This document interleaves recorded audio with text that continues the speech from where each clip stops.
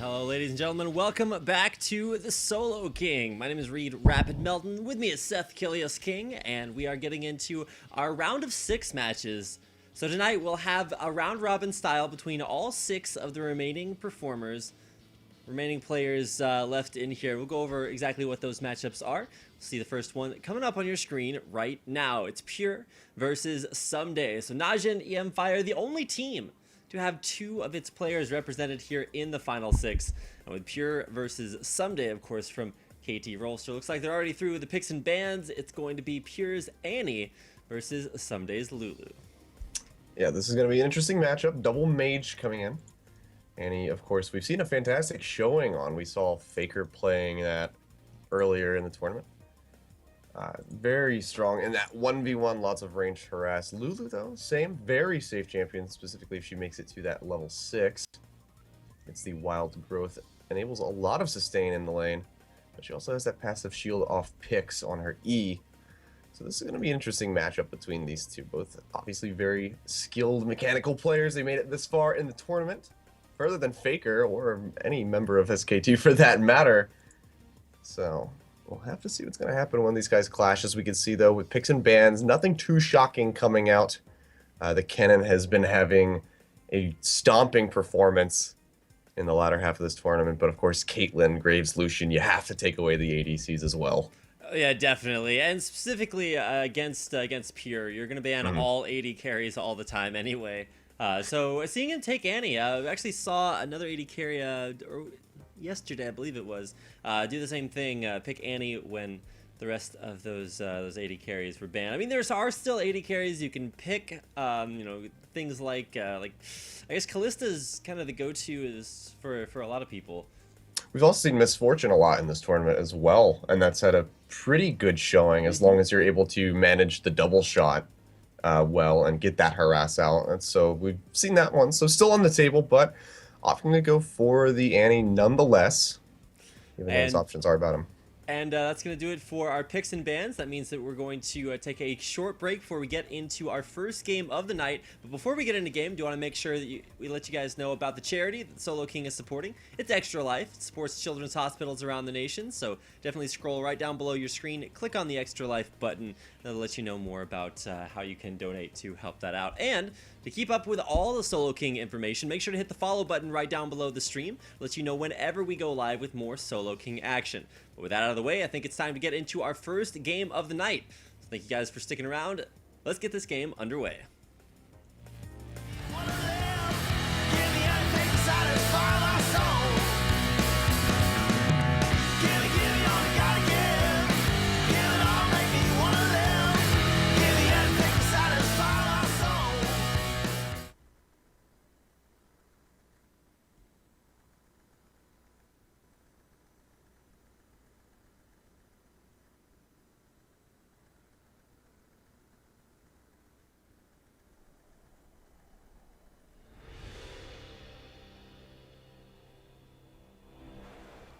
All right, and here we are once again, ladies and gentlemen, for the Solo King, a Korean 1v1 tournament broadcast here on Azubu TV. My name's Rapid, with me is Achilleos, and we're getting into our first best of 3 of the night. It's going to be a round-robin series, best of 3 between Pure and Someday.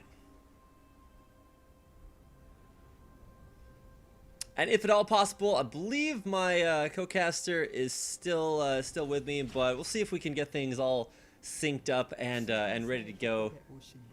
So I am here with you. That's always the struggle as we get into getting into this. So let's go ahead and talk about both players. Pure, over the course of his trip through the Solo King tournament, actually had a trip that was a little bit easier than maybe most people. He played against Raim, the Incredible Miracle Athena player, and of course also then took out Pilot 2-1. But he's playing against Someday, and Someday's games yesterday actually looked a little bit rough. He lost the first game versus Marin, and then wound up winning the next 2 to come back from behind, and then win his spot here in the round of 6.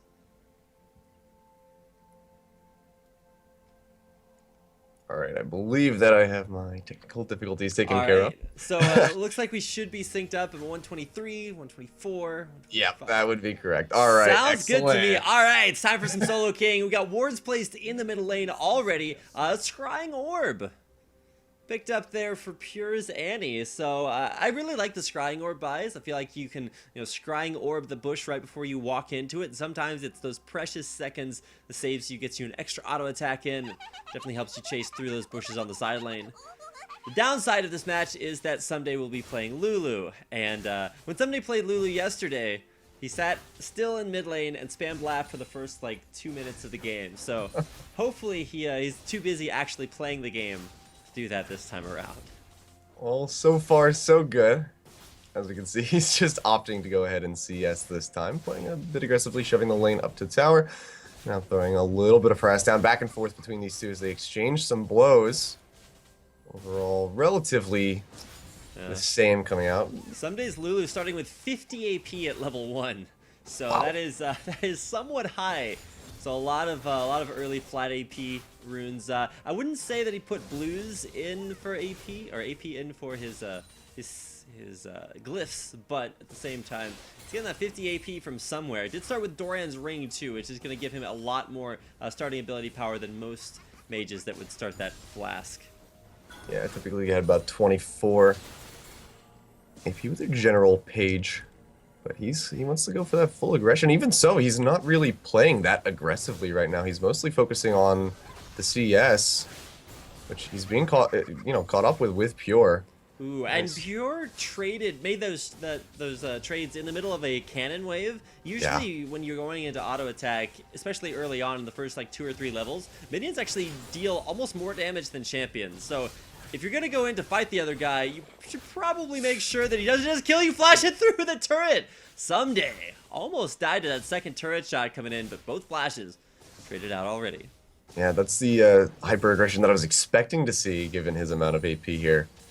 Not able to find the kill, however. Q not connecting now, a little bit out of mana. Gonna go ahead and ward down. And up to recall. He's got that teleport, so he'll get right back in here. Little bit of a CS lead. It's going to be just about tied up as Pure cleans up this wave, so he should stay fairly even. As we can see, opting for the double Doran's ring, grabbing some potions as well. So the staple build coming in. Yeah, and no flash on Annie is actually a really big deal. Oh, yeah. Flash for Annie is pretty much the way that she uses her spells, because it's not really a big mystery. What Annie's going to do is oh, she's in range to kill me. I'm not going to let her do that. But, of course, Flash makes that possible. Flash Tibber's great way to win the game. We've seen that actually be the victory condition several times already in the Solo Kings. So now that Someday, while he may not have Flash either, he does have the ability to polymorph you, slow you down with Glitter Lances, so you can definitely still impair your movement without needing Flash to close in for the kill there. We'll have to see what's going to happen as far as the difference in aggression. As far as the items are concerned, double Doran's versus just one, but a little bit more sustained there for Pure. Yeah, he's also, for Someday, he also has that range extension if he throws picks onto a minion or even just onto Pure, which will give him that added advantage. So, like you said, Flash not as much of a necessity for him. Oh, you see now, nice harass. Yeah, right through the minion wave, and as pretty much par for the course this game, Someday is just shoving the wave into turret over and over again, and even with the most recent change on Annie's Incinerate, she's still having some problems keeping up with both killing the minions under the turret and keeping that harass going on. Yeah, absolutely just getting ripped through right now for Pure. He's just chugging down those crystalline flask charges, trying to sustain himself. But it's a losing battle thus far. As we can see, Glitterland's not going to connect. That would have been a huge chunk of his HP had it. So that will keep him in here for a bit longer as he tries to trade back. Nice stun comes through. And he rips a little bit of HP off Someday, but he still has a couple potions that are going to help sustain him. Meanwhile, the CS is the game right now. Pure down by just about 5 so far. Yeah, and Pure, of course, keep in mind, he's a support player for Najin. Not necessarily their starting support all the time. Subs out with Kane every once in a while.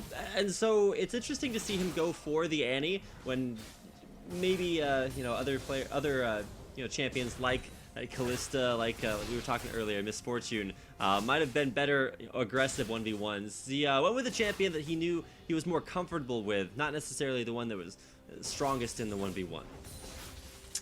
Yeah, and sometimes that's just what it comes down to, I suppose. We've seen some very interesting picks in this tournament. Oh no, one more auto attack, even with Tibbers up. I don't think he actually had the stun up for that either, so gonna get a quick instant replay. Make sure to pay attention to Pure, see if he gets that stun around him just in time for Mr. Tibbers to come down. I think he casts one spell. Nope, he just doesn't have the stun up. So even though Tibbers came down, it was not enough to keep him alive. Yep, still one spell away from that stun. That much needed stun with the Tibbers will cost him his life. Someday picks up his first win though. At 1-0. So solid start for him. Yeah, that's it's gonna be game one for Someday, and this is the opposite of the way that he started his games off yesterday. He lost the first game and then had to fight his way back through it. So now that he's ahead one game, let's see how that works out. Keep in mind, yesterday Pure had a 2-0 victory over Trace. Generic Green Wings carries, so it's not necessarily something that we've been used to. The comebacks, very rare in the Solo King, but Someday had one yesterday. We'll see if maybe Pure gets his revenge today. Yeah, and maybe we can go to that round 3 blind pick, which is ever popular. At least it's my favorite part of this tournament. And it's always interesting to see what happens when the bans are taken away. But bans are something else that we're gonna have to see in focus here. Decide what is going to be taken away this time. I'm sure that Lulu might not make it through, but who knows? Of course, like we said, there are plenty of other aggressive picks that Pure could go for here if he wants to go for that Misfortune, and maybe one of the other ADCs will make it through that he'll want to use. We'll have to see what happens when we get into that pick and ban phase. All right, so a couple things to talk about here. Bans should still be primarily just 80 carries. You'll see Someday ban 380 carries versus Pure, just because even though Pure is a support player, he does play a lot of 80 carries too. And so banning the Ezreal, that's kind of a new one, but he was allowed to ban Ezreal because Pure was actually the one that banned Caitlyn, because he's actually second pick, so you can't leave too many things up. Whoa, insta-lock on the Kayle. Yeah, this was taken away for that first round, so wants to go ahead, go straight for that one, so locks it in, zero hesitation. As we can see, Pure on the other hand taking his time, trying to consider what he wants to take into this matchup, because Kayle that could be a rough one. It was the champion that Shy actually used to make it all the way to the round of 12, I believe it was. Yeah, and even though Shy did lose 2-1 to Tucon last night, that was primarily because his Kayle was actually banned away against him every single game. Kayle, one of only 2 champions in League of Legends that has area of effect auto attacks, the second one being Jinx. And a great way to both harass your opponent and push the wave at the same time. Makes it a pretty strong combo. Plus you have Sustain in lane from Holy Fervor, and then of course you've also have the ability to turn invincible for several seconds, so a pretty handy ability to have in 1v1s. Yeah, very much so, but as we can see, Pure gonna go ahead and opt to take the Lulu that his opponent, utilized against him in that first game. We'll have to see if he can try his hand on that and have better results than he did on his Annie. We did see a pretty commanding presence in lane with that champion, so...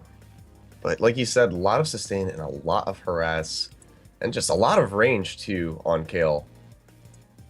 This is going to be very interesting to see if he's going to be able to keep himself up in this lane against such, I guess, I don't know how else to say it, a good 1v1 champion. Exactly. So this is going to be a little bit difficult for Pure to handle. Keep in mind, Pure's previous trips through the Solo King did, nothing against the other players that he played against, but Someday has just shown over and over again that he knows exactly not only what champions he's supposed to play, but what champions his opponents play. And if you look at the most played champions for Pure over the course of his solo king run, well, you're gonna see a lot of them in the ban category there. So no surprise there. Over the course of the group stage, Pure played Ezreal, played Graves, and he played Lucian. Of course, he also played a Rek'Sai game once, but that was not a normal game. Let's just put it that way. So take a look at the runes and masteries here. You can see the 15 flat AD, as well as magic resistance, magic penetration, and health in seals, or armor penetration. There we go. Oh, sorry. And then of course for masteries, should be almost the same as what we saw yesterday. No points in dangerous game, no points in spell weaving or blade weaving. But look at that, the hybrid runes going for both ability power and AD. Yeah, he wants to weave in the auto attacks and well, you know, utilize those to the fullest advantage. So not too surprising seeing those ones come in. Also going for 6-3 in defense and utility, just to make sure he has as much health regeneration as possible. Of course, also putting some points in blocking, and the 1 point in the percentage health increase, not actually all that impactful. So you could sub that one out for a point in maybe like blade weaving or something like that, but probably not going to save you too much on the rune page. Yeah, let's see, not too much else to look at in this regard. Let's go ahead and switch over to some days. See what he's got going on. Someday has literally the exact same rune page, with the exception that he put AD instead of AP, and of course has those, or is that AD? He's got 15% attack speed, so that's fairly standard from the, but he does have ability power quintessences. Okay, that's what I was looking for. And he too went with almost the exact same hybrid offense tree, but took the point out of the spell blade and put it into extra attack speed. So he has all that attack speed from the beginning of the offense tree, and no points in mana regen. Put all those points into the defense tree. Yeah, we'll have to see if the mana becomes an issue for him in lane. Likely going to see, you know, one of two starts, either the Doran's Ring or the Crystalline Flask. Crystalline Flask is just going to offer him that much more sustain on top of what he already has. Though he may want to get a little ballsy and go for the ring and just go hyper aggressive. As we saw, he did have those attack speed in there, so he's probably going to be playing quite aggressively. Well, let's go ahead and get into our second game of the night.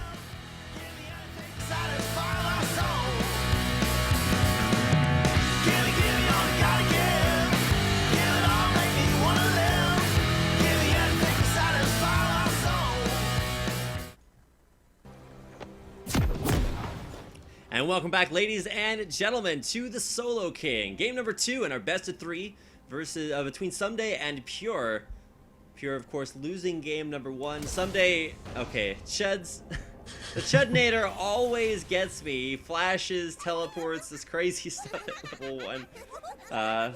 Fortunately, couldn't use his Ignite, but anyway, lots of laughing going on at the beginning of this. Even though it's kind of game point for Someday, if he wins this matchup, he advances to the finals. Of course, we'll be seeing the winners and the losers of these games a little bit later on, depending on who wins, because it is a round-robin format for today. We have all 3 matches, including every single one of the players who advance to the round of 6.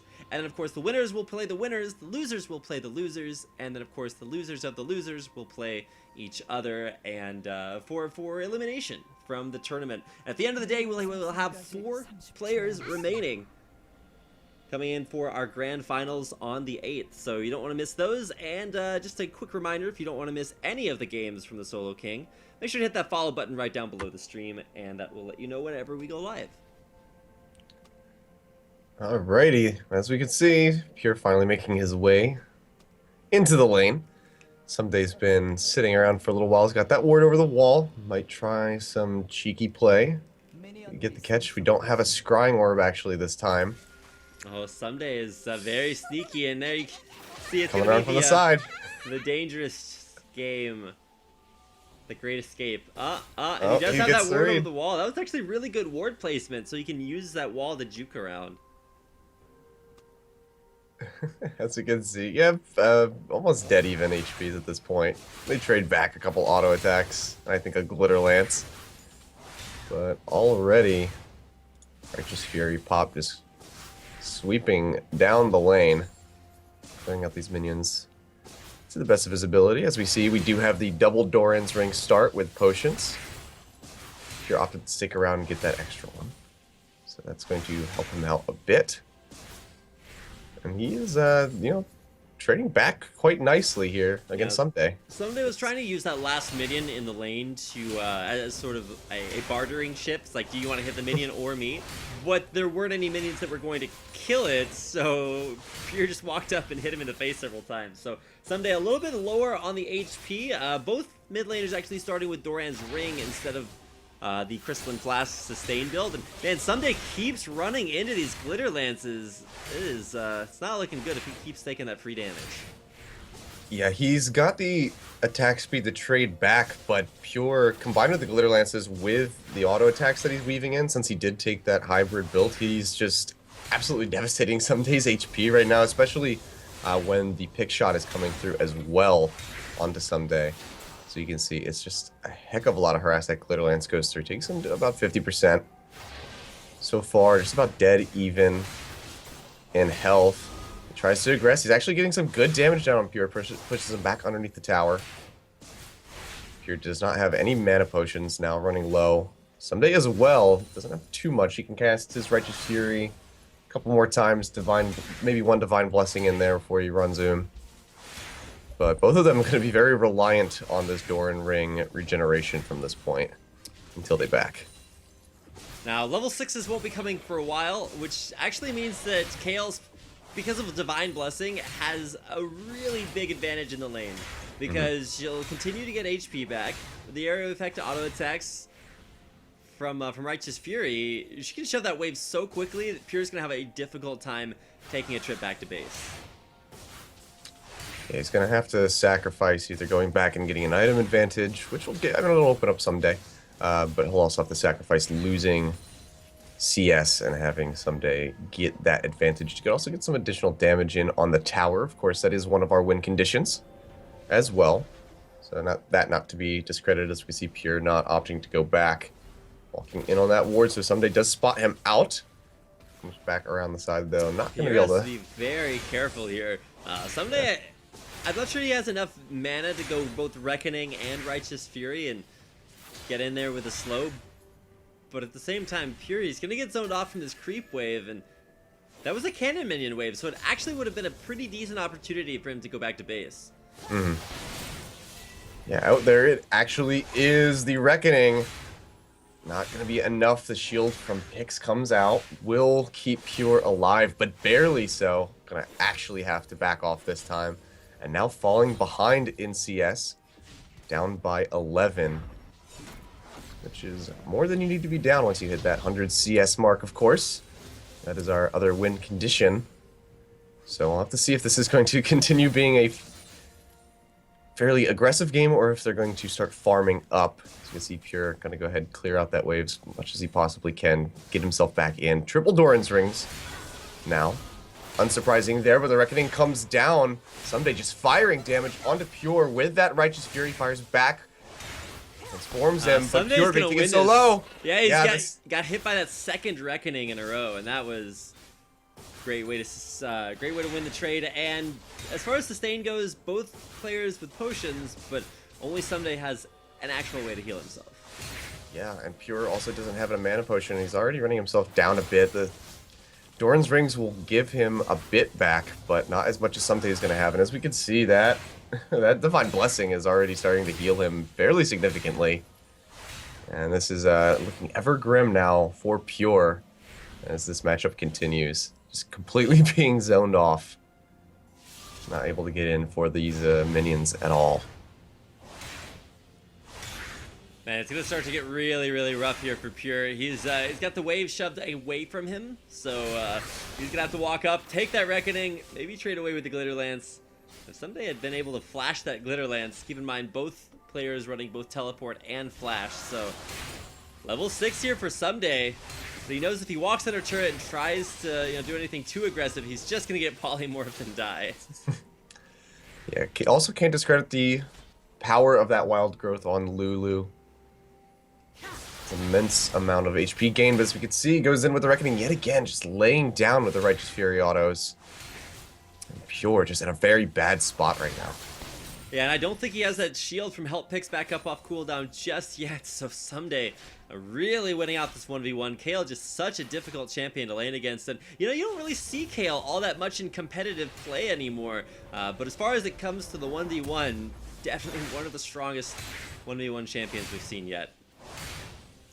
Yep, Pure forced to go ahead and recall yet again. It's gonna have to be using... I think Pure might have just lost to turret damage. Someday can kill the turret here. He's got a cannon minion wave coming up. Area of effect auto attacks to put the damage down, but he's actually just going to take a free trip back to base for himself and grab the same number of Doran's rings. Yeah, unsurprising in that regard. Pure forced to just go ahead and whimsy back to his lane as much as possible. Like you said, Someday pretty confidently did have the damage to lay into that tower, especially with the hybrid page. Probably could have just gone ahead and won the game right there. We'll have to see if that's going to cost him the game or if he's going to come back into lane and just still have this dominating performance that he's had thus far. Now, before right now, Someday actually hadn't taken any damage on his turret just because he had been the one in control of the game. There is the slow, there's the whimsy to come out, and yeah, polymorphing Someday to force him to back off. Yeah, good counter aggression. As soon as that Reckoning comes out, that should be the first thing that Pure does every single time. Of course, it's got a bit of a cooldown on that whimsy. It's like an 18-second start and scales down from there. Nice Righteous Fury damage coming through yet again, but they're still fairly even right now. Both of them have plenty of both health and mana potions to keep them sustained this time around. Someday, though, those heals are immense at this point. Yeah, the longer this lane goes on, the further Someday gets ahead. He's also about 10 CS ahead in CS, but whoa, going in, there's the aggression, the knock-up, there's a, ooh, a nice intervention, does block the majority of that damage, forces a flash out. Will we see Someday flash on in here? He didn't have the cooldown on Reckoning up just yet, so wasn't able to flash in there and pick up a kill. Yep, gonna be another back now, third for Pure. Does have the teleport. Wait, again. He picked up boots. That's a horrible item in a 1v1. Oh, he's teleporting onto the minion. Trying to... it. I guess he kind of figures out that, we're far enough into the game that he doesn't need the decreased cooldown on teleport, because the game's going to end before it comes up again anyway. Yeah. So we can see now, Someday almost at that 80 CS mark. Pure fairly far behind at 65. This wave's going to bring him closer, but very close to that win condition for Someday. So just got to get 20 more CS and then be 10 up over top of Pure to win that game. And he is already 12 CS up, so that's not actually going to be all that difficult a win condition. So for Pure, he knows he needs to win the game now, but he's behind an entire Doran's ring, and while he does have boots, I don't know exactly how well boots are going to help him when it actually just comes to dishing out the 1v1 damage. Boots are traditionally a bad item to buy in 1v1s because you're spending money on something that doesn't give you any combat stats, so he better be able to use that move speed to his advantage here, otherwise Someday is just going to walk on him, and there we go, moving forward, turn into a tiny little snowman. See if he wants to build one after this, probably not enjoying it too much. Yeah, I mean, it gets a decent amount of damage down, but it's only a matter of time for the Divine Blessing comes up. Wild Growth comes out from Pure, flash forward by Someday. He's gonna find the kill. And that's gonna be a 2-0 for Someday over Pure, as we can see the replay coming in right now. There's a lot of aggressive play. Yeah, starts off not too badly for Pure when he gets a nice ultimate to disengage, but Someday has his flash up, and unfortunately Pure does not, having flashed away defensively earlier. That'll give the kill to Someday, a 2-0 victory over Pure. Yeah, so that is why you ban Kale in the 1v1. Very much a powerhouse. Once you hit that triple Doran's ring start, those Divine Blessing heals, they just start absolutely sustaining you over just about anything else that I could think of that a champion could offer. Maybe Soraka could keep up, but we knew thee well. So that's gonna do it for our first best of 3. Now, keep in mind, coming up next, we'll have the brackets coming up on your screen, but you get the idea. Everybody will play everybody, so it's a round, not necessarily a round robin. You have 3 matches between the remaining players in the round of 6. Each one will play each other, and then the winners of those matches will play one another, and then the losers will play each other afterwards too. So it'll be a little bit like a round robin, but at the end of the day, we will only have 4 remaining players that will move on to our playoffs on the 8th. Yeah, so this is the point where the pressure is on more than ever. You get this far in the tournament, you don't want to go home at this point. You want to go ahead and take the win. And, build a good name for yourself and for your team. As we saw earlier, no SKT1 players made it through to this point, so the rest of these guys got to be feeling pretty good, especially to come out on top of Faker. So they want to stay in here for as long as possible and take that win and be crowned the solo king. Yeah, chances for solo queen out there, but unfortunately... we didn't see that one go through. All members of I Am Athena got taken out. Unfortunately, yeah. It would have been nice to see them advance, but at the same time, we've got guys like Someday, Ganked by Mom also making it through to this round. And, we also had Ambition take a 2-0 versus Coco yesterday. OQ 2-0'd Bengi yesterday. That was one of the harshest best of 3s I've cast this entire tournament. OQ just dominated. And from arguably the best AD carry in Korea, making it this far through the tournament. I mean, he already has a very good champion pool for this tournament in AD carries, but yeah, Bengi did not have a good time versus OQ. So I'll be getting a chance to see them in just a second. Now, trying to figure out exactly what our next matchup is. I believe it said earlier it was Pure versus Trace, but it also might be Tucon versus Shy, depending on their availability. So I know there is a little bit of flexibility here. We'll get that matchup for you in just a second.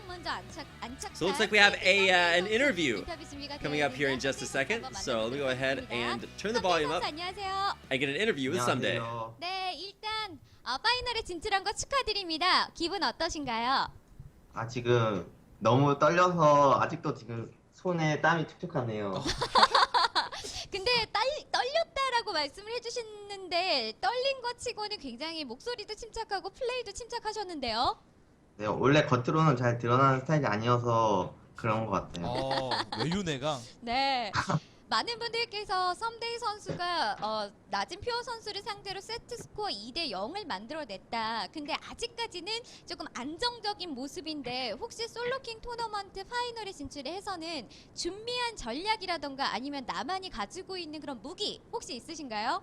그건 전략적으로 비밀이기 때문에 아직 공개할 수가 없네요. 기업 비밀이죠. 아니 그러니까 공개를 해달라는 게 아니라 어쨌든 간에 유무를 여쭤봤는데 있으시다는 말씀이신 거죠? 그것도 비밀이에요. 네, 이거는 없어도 있다고 얘기하는 게 무조건적으로 유리합니다. 이런 거는 그래요? 일종의 블러핑이거든요. 그렇죠. 없어도 있다고 해야 되는 거고 있으면 없다 그래야 되는 거고. 우리 이런 진행자들이 이런 걸 조금 캐줘야 많은 분들께서 네, 전략이 있다고 합니다. 네. 굉장한 걸 숨겨놨다고 합니다 지금. 네. 네. 혹시 같은 그 대회에 참가했었던 팀원분들께서는 뭐라고 이야기를 좀 해주시나요? 계속 캐릭터 추천을 하는데요. 별로 좋지 않은 거 계속 지라고 추천해 주는 것 같아요. 네. 자, 이제 파이널을 앞두고 있습니다. 기분 좋게 올라갔고 그리고 많은 팬 여러분들께서 썸데이 선수의 진출을 또 많이 기원을 해주셨는데 우리 팬 여러분들께 한 말씀 부탁드리도록 하겠습니다. 많이 기대하지 않고 봐주셨을 텐데 이렇게 올라와서 기분 좋고요. 네. 앞으로 더 좋은 모습만 많이 보여드리도록 노력하겠습니다. 네, 감사합니다. 우리 KT 썸데이 선수였습니다. 고맙습니다. 감사합니다. 네. 인터뷰가 약간 청문회 같은 느낌이었는데 아. 마무리가 저희가 이런 거를 조금 물어봐 줘야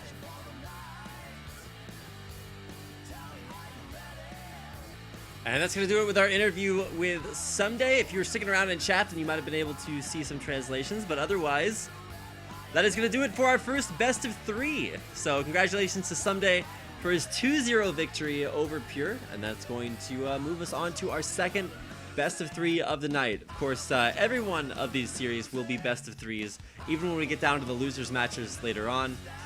We'll get that schedule up on your screen in just a second here. So stick around. We'll have Tucon versus Ganked by Mom. That match will be coming up next.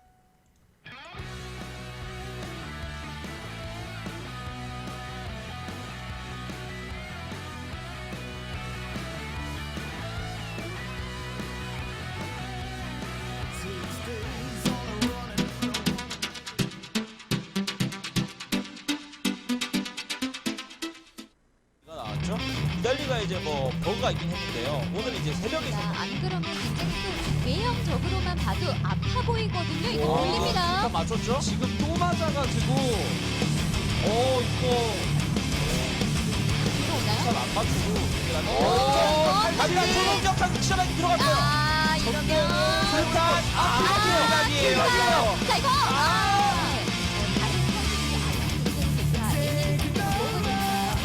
입장 타이밍은 오겠죠. 지금이네요.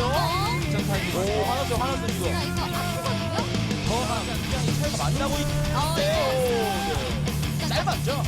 여기서 다르방 들어갈 수 있거든요. 전면 생각해요. 저거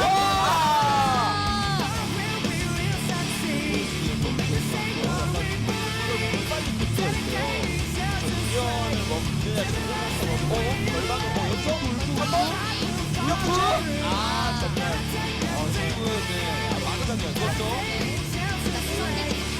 뭐야 또? 아니 저거 할 필요 없거든요. 전면으로 피하고 저거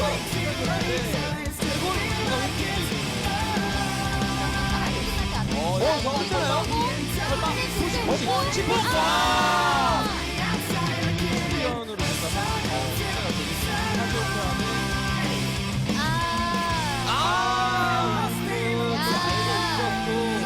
이걸 당하지 않으려면 라인을 밀고 집에 가야 돼요.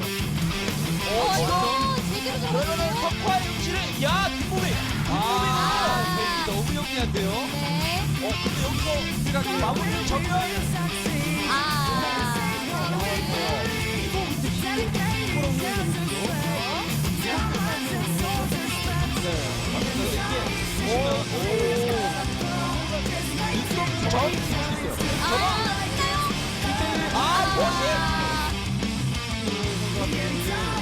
자신이 좋아. 그렇죠. 그거를 생각을 해야 돼요. 근데 이렇게 까마게. 들어가나요? 옆몸이 근데 안 돼요. 옆몸이 아, 안 이거 돼요. 지금 그거 안 써요. 이거는 전멸 써야죠. 나오는 만화까지 4개 차이? 네. 생각하는데요. 자, 그렇기 때문에 일단은 어느 정도 오늘 한번 기창 괜찮아요. 괜찮아요. 저만 걸고 좋거든요 이거. 승부수 전면 피해야죠. 이거 자, 이러면 루시안과 애니의 경기가 펼쳐지죠. 끌어야겠죠. 네. 위험한데요? 아니. 그렇죠. 방금 이런 플레이가 가능한 게 티버가 없잖아요. 전멸? 이거 최상수 이거 들어갑니까? 마무리 한방 안 돼요. 보호막이 어느 정도 빼놓은 이제 미니언의 타이죠. 그렇죠. 이제 미니언의 타이죠. 이거 이기는 놀랬죠. 서 있어요.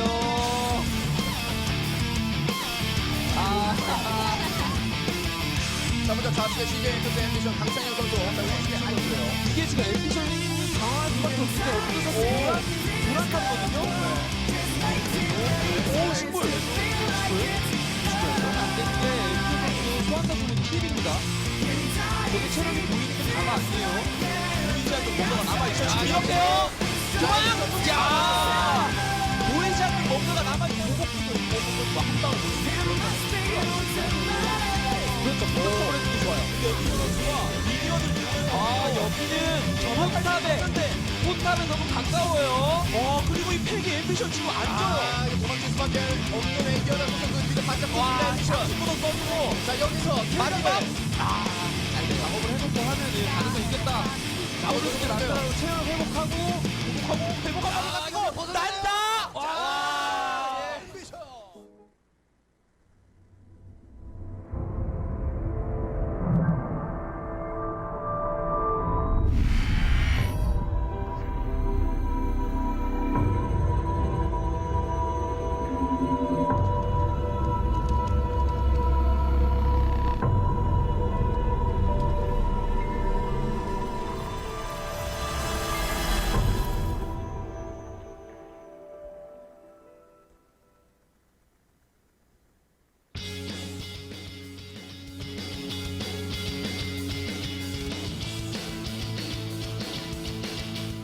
Hello, ladies and gentlemen, and welcome back to the Solo King. My name is Reed Rapid Melton. With me is Seth Achilleos King, and we'll be getting into our second best of 3 of the night as Tucon takes on Ganked by Mom. Yeah, this is going to be interesting to see what's going to happen in this matchup in the pick-a-man phase. Whether we'll have that Kale go through again. I'm sure these guys are watching each other's games so they know these good picks. Actually, no Kale going through this time. So you see we're actually having a Caitlyn versus Varus matchup. Now, the Caitlyn pick from Ganked by Mom is, I want to say, the better one. We've seen Caitlyn just dominate 1v1s all throughout the tournament. Arguably the best or second best champion in the game when it comes to 1v1s because you have so many options at, available for you. You can either win the game by hitting the CS cap, because Caitlyn's CS is very, very well thanks to her long range. She's also very, very good at taking towers and can be abusive enough in lane to just harass you out at that long range with an early game trading potential and go in for kills that way. So the Varus pick is a little bit gimmicky. You have to land your piercing arrows, and of course that's going to be what we watch for. Let's go ahead and get into game.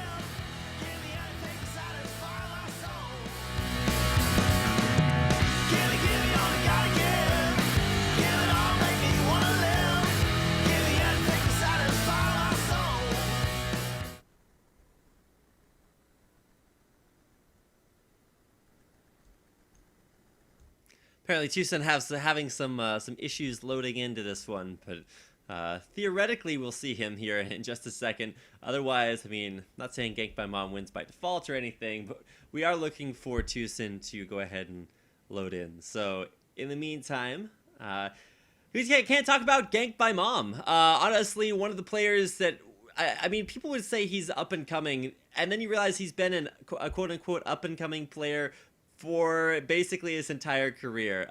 His first kind of dropped onto the radar when he won a couple of very, very clutch games versus SKT last season. And ever since then, it's just been pretty nice to see him consistently getting better and better, especially this season. Just 2-0'd Faker yesterday. Took out the guy that, honestly, a lot of people thought this tournament was just made for. So Faker no longer in the tournament, got knocked out, got ganked by Mom, and now he's here versus incredible Miracles Tucson. That puts an immense amount of pressure on Tucson as well. Going up against the guy that's able to 2-0 Faker, something, like you said, we thought might have been a little bit unprecedented and possibly impossible. But it is possible. It did happen, so we'll have to see if Ganked by Mom's going to have the same performance or if Tucson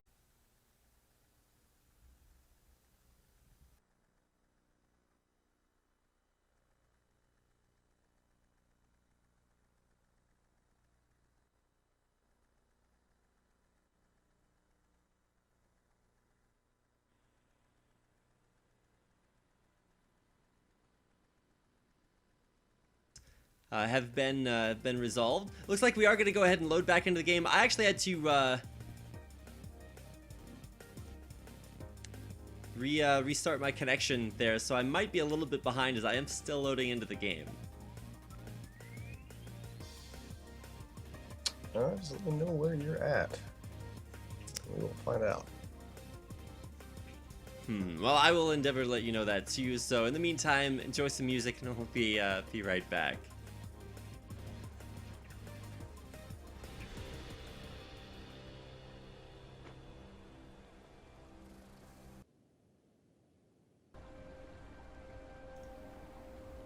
All right, I am currently at 0-0-0. The game has not started yet for me.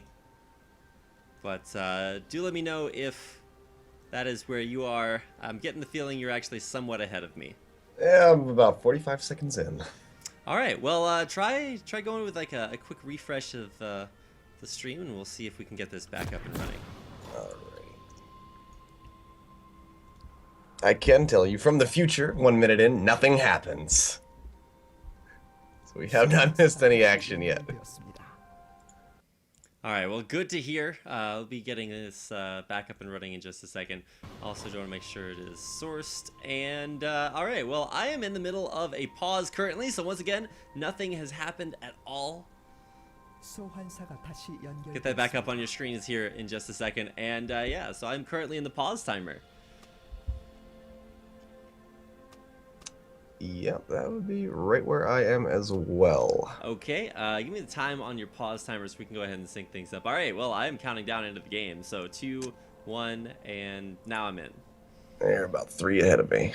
Okay, well, I'll try to get this all synced up and everything. Would love to be able to just pause and sync it, but it does look like, at least I am here at 21, 22, 23 seconds, and hopefully that we can do something about that. Just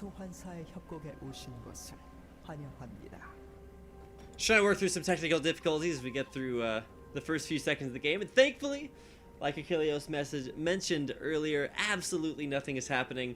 We could throw down some epic commentary of Ganked by Mob standing perfectly still. Competitive standing.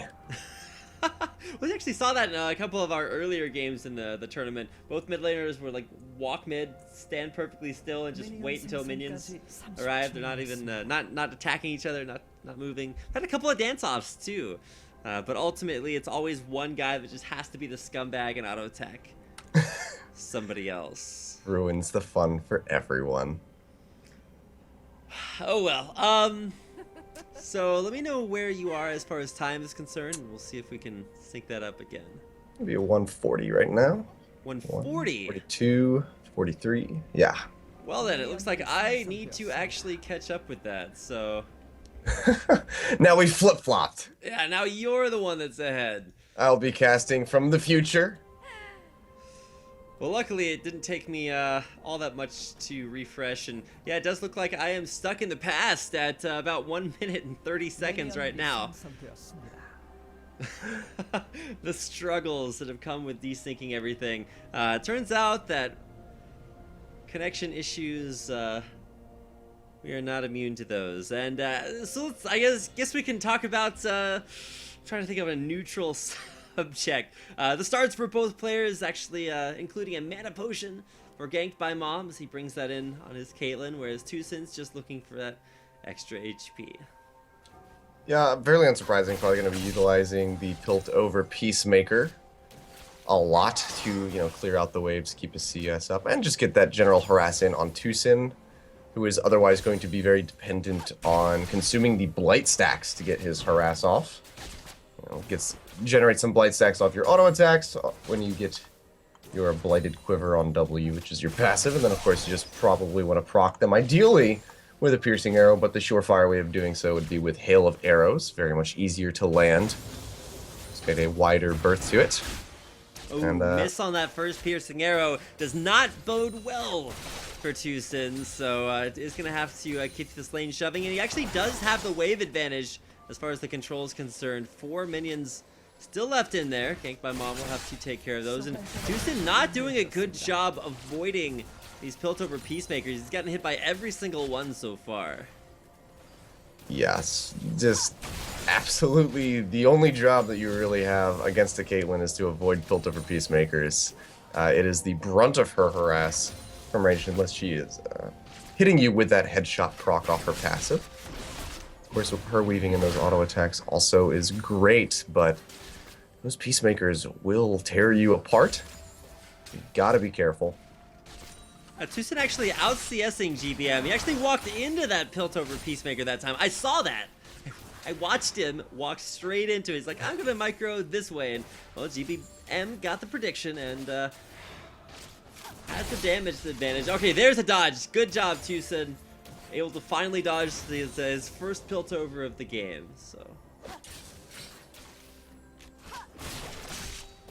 and then he just gets hit by another one. All right. Yep, it's a very quick follow-up. He does the 90 caliber Ned straight into it and just absolutely rips into him. He's Man, I understand that it's a difficult option for an immobile AD carry like Varus, but GBM is just capitalizing on every single one of those Caitlyn tricks. It's just a little bit too rough for him to deal with, and he's already gone through all of his health potions. GBM still has actually no, he's gone with he went his through his as well. sustain too. Yep. But, you know, 10 CS difference in favor of Tucson still. So you can see he's got double Doran's Blade now coming back in, as well as health and mana potions. Or at least he will, sometime He will. in the future. Dang! Yeah, wave advantage for GBM as he shoves it into the turret. He's going to go back and force Tucson to spend some time CSing there at the turret. Yeah, double Doran should be the bias here on both sides, but actually a 10 CS advantage now for Tucson. GBM's been putting all that pressure on harassing and just dropped down a little bit in CS. Yeah, which is a little bit surprising considering that he's playing Caitlyn. He's playing the champion that has the range. I guess he's just been focusing a bit too much on landing that onslaught of Piltover Peacemakers onto Tucson that he has just forgotten, oh yeah, I need CS as well. And a nice snipe there by Tucson does land that piercing arrow, but of course it's not really going to be quite as effective. And oh, there's a nice slow hail of arrows. You know, it's going to cut healing a little bit, and it's easy to land for damage, but primarily, if you hit Ganked by Mom with a slow, it's going to force a 90 caliber nut to disengage, otherwise he is going to take a lot of extra damage. Yeah, and there's going to be some heavy trading back and forth, so get hype. All right, I'm ready for it. There's that hail of arrows, and we talked about needing the 90 caliber net to escape it. Tucson walking forward is going to look for the piercing to pop those stacks here in just a second. Once again, walking right into the Piltover Peacemaker. Unfortunately, having some difficulties dodging those this series. Ganked by Mom, we'll see if that is what turns it in his favor, because as far as CS is concerned, he is continuing to drop behind in it. He has brought himself back about 3-4 CS. There's that free ace in the hole. It's going to hit. Nobody to block that. Tucson. We need Choose Teemo to run up the mid lane and then just take the ace in the hole right there. Yeah, it might one-shot him. I was gonna say, well, that's actually true. If he gets like level 8, level 9, the one shot with the ace in the hole, it's possible. But for Shu, observers unfortunately resigned to their spots on the fountain. We actually had some issues with observers actually walking out of the fountain earlier, so they are locked in fountain prison right now. Or at least they should be. Shu has actually walked out of his prison. Still inside the base, though. As long as he has no real impact, that's where it doesn't matter. That's where it becomes a problem when you have that going on. Well, any game that has a Teemo in it already has a problem. But we'll let it slide this time. The Teemo being ever present. I mean, his global taunt is always engaged. When they say global taunt for Teemo, it's not just global as in the map, it's global as in the world. Taunting everyone all time. Once again, back on the fountain. And as far as trades go, let's talk about that in the mid lane. It used to be a 10 CS advantage, now it's only about 5 or 6. Tucson with the sustain advantage, but there's another ace in the hole. I wonder if you could ever just win a game by just ace in the holing your target over and over again. It's gonna be a little bit of an advantage. If they never backed. And you're just standing in lane over and over. And never auto-attacked with their Doran's blades, then yes, it is possible. Otherwise, I mean, Tucson's in a good spot. Yeah, he's in a good spot as far as pushing is concerned. His higher CS count means that when he does get to 100, he can put a lot more pressure on to Ganked by Mom, who is playing a remarkably passive Caitlyn style. Won't miss any of these CS under turret, but oh, there's a piercing arrow to land. Down to under 400 HP, and Tucson just kind of living the high life here. Up at Doran's Blade in that matchup, and GBM still needs to wait for his teleport to come off cooldown. Whoa, flashes! That Varus ultimate probably wouldn't have hit it anyway, but better safe than sorry, I guess. He was very much on the verge. I think it was a matter of pixels at that point as to whether or not that one was going to land. Right. And A little if he hard had to tell. gotten hit, then he would have died instantly. So probably a good thing to use your flash for. But those hails of arrows still difficult to deal with. Teleports back up, so we will get a chance to go back to base. Yeah. Any predictions on the item buy? All Doran's blades. Oh, I actually picked up 5 mana potions. That is, that's kind of remarkable. Oh, actually trying to stop the recall there and does so successfully. So, also dropping that scrying orb just to make sure he knows exactly where Tucson is at all times. Yeah, he wants to keep tabs on him, which is good. That's what you want for Caitlyn. Of course, the scrying orb, the staple free item for her, very much helps you, not even just in a 1v1, but also in a regular 5v5, spot out a target if you lose vision of them. Get that ace in the hole rolling. Oh, nice barrier actually used there by Tucson.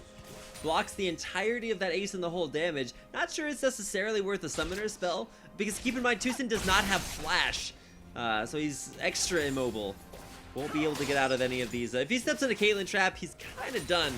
No way to get out of that. But now with all those mana potions, you're going to see GBM pretty much permanently regenerating mana.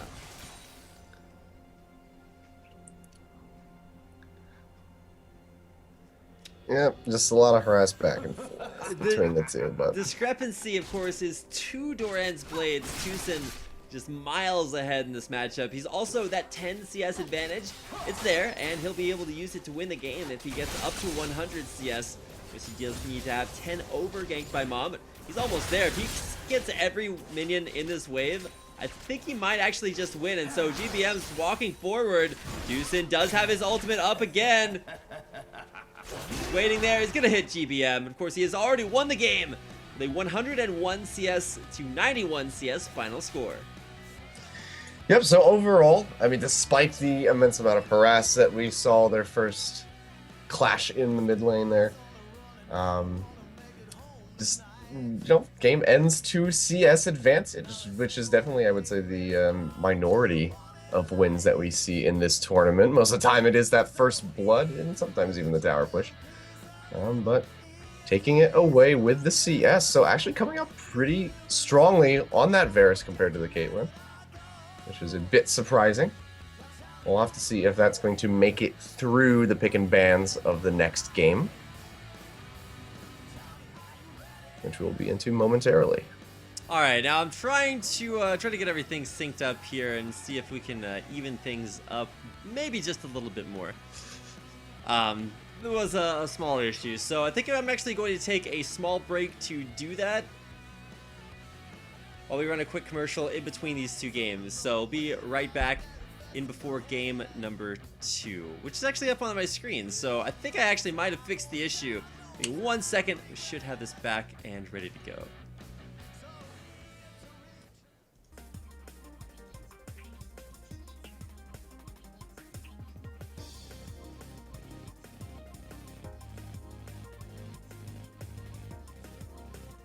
All right, so we're back into champion selection. Looks like we can go ahead and sync things up here. So we're going bans. There's 17 seconds left for Tucson to ban his 3rd champion. What is it going to be? As I still reside slightly in the future, I can tell you it is a Cassiopeia ban. Oh my goodness. This is why we keep Achilles around. Man, you're so good at this. It's like you know ahead of time what's going to happen. Achilles for Profit 2015. Get out of here, crumbs. I'm taking your spot. We're gonna have the Achilles copy pasta with the photoshopped beard and robe. That was probably my favorite thing that Riot has ever done, I will say.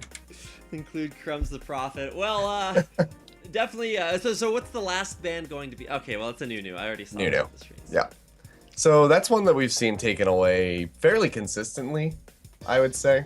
And I mean, it makes sense. He gets free casts off of his auto attacks. He has an immense amount of sustain with his consume, and just can deal generally a lot of damage. Surprising amount of damage for somebody who is otherwise considered a tank. So not too surprising that we see that one coming out. Yeah, and Tucson has picked up a win earlier. I think his first win of the Solo King was on Nunu. So kind of going back to his roots there in some regard. Yeah, as we can see, the Caitlyn was taken away this time by GBM, banning that one out. Didn't want to play against it. I believe that is one of two Caitlyn losses this tournament. So Definitely the minority. And makes it all the more shocking that it happened. As you can see, Tucson is on the Graves this time. ooh, and yeah, a lot of bans going to be. I go, wait, what? Was that its change to a Yasuo? Good job not giving that away. It was, Containing myself here. Keeping the excitement in as much as possible. I don't know. I'm not used to seeing Yasuo's. There's actually a 1v1 tournament that I think Nice Game TV broadcast with it was all Yasuo players. So it was just Yasuo 1v1s all the way. It was best Yasuo Korea, and I believe a guy named Top Mimic actually wound up winning. No OGN pros involved in that one though, so we'll get a chance to see if Ganked by Mom's Yasuo is good enough to take on Tucson's Graves. Initially, I would say this seems like a horrible matchup, but there's always that option that Yasuo has if he lands a knockup to just straight up kill the AD carry. Graves is pretty tanky though. Yeah, I was gonna say it's gonna be all the more difficult given Graves' passive, where he gets that increased armor and magic resist. Of course, magic resist not gonna help him whatsoever in that matchup against the Yasuo, but the armor all the same will. So that will make him a force to be reckoned with. I think this is really going to come down to wind wall placement for GPM. As long as he can block the buckshots and maybe even the collateral damage post 6, then that should be able to swing it back into his favor. Alright, so taking a look at the runes and masteries here, we actually have percent cooldown reduction for GBM, just so he can spam as much as possible. But yeah, cooldown reduction blues. I would have expected to see mana regen in there, but I guess he's just gonna buy a lot of mana potions there. A little bit of extra AD, 9 points in armor. This is kind of weird. There's no attack speed increase, so that's probably the most significant absence from his rune page. But I don't know what this mastery page is. He's got a point in... How did he make this mastery page? He has a point in dangerous game, which doesn't do anything because, you know, if you win the game by killing the other guys, you don't need that extra health back. He's got a point in critical strike. Every time you get a crit, you get extra attack speed, but he's not going to be buying any critical strike damage. He also has a point in amplifying damage for allied champions.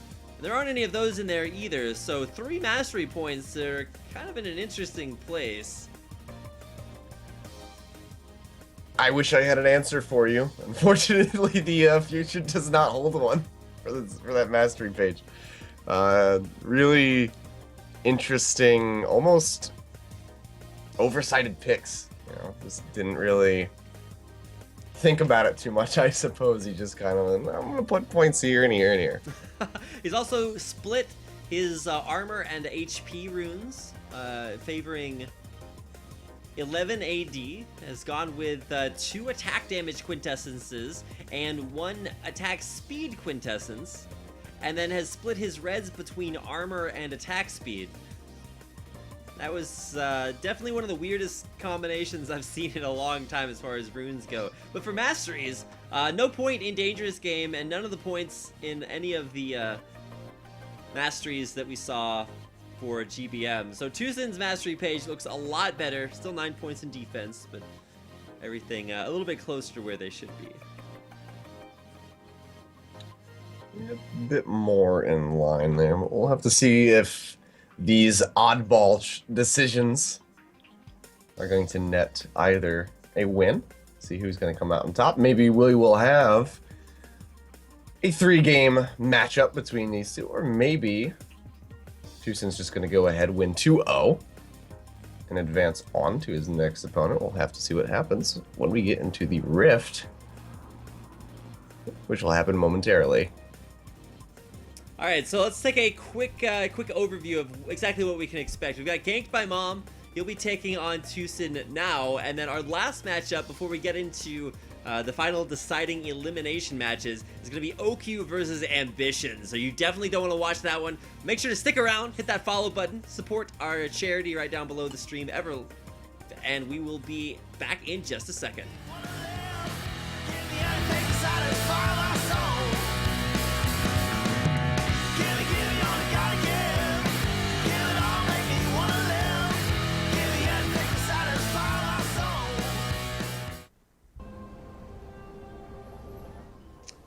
And we're back. So welcome back to the Solo King tournament, ladies and gentlemen, for our second game of this best of 3.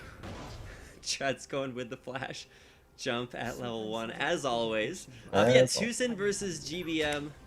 My name is Rapid. That voice from the future that you're going to be hearing this game is Achilleos. So I'll be asking for predictions over the course of this game, and hopefully you get them right. Yeah, if I don't get them right, then that says something horrible about me.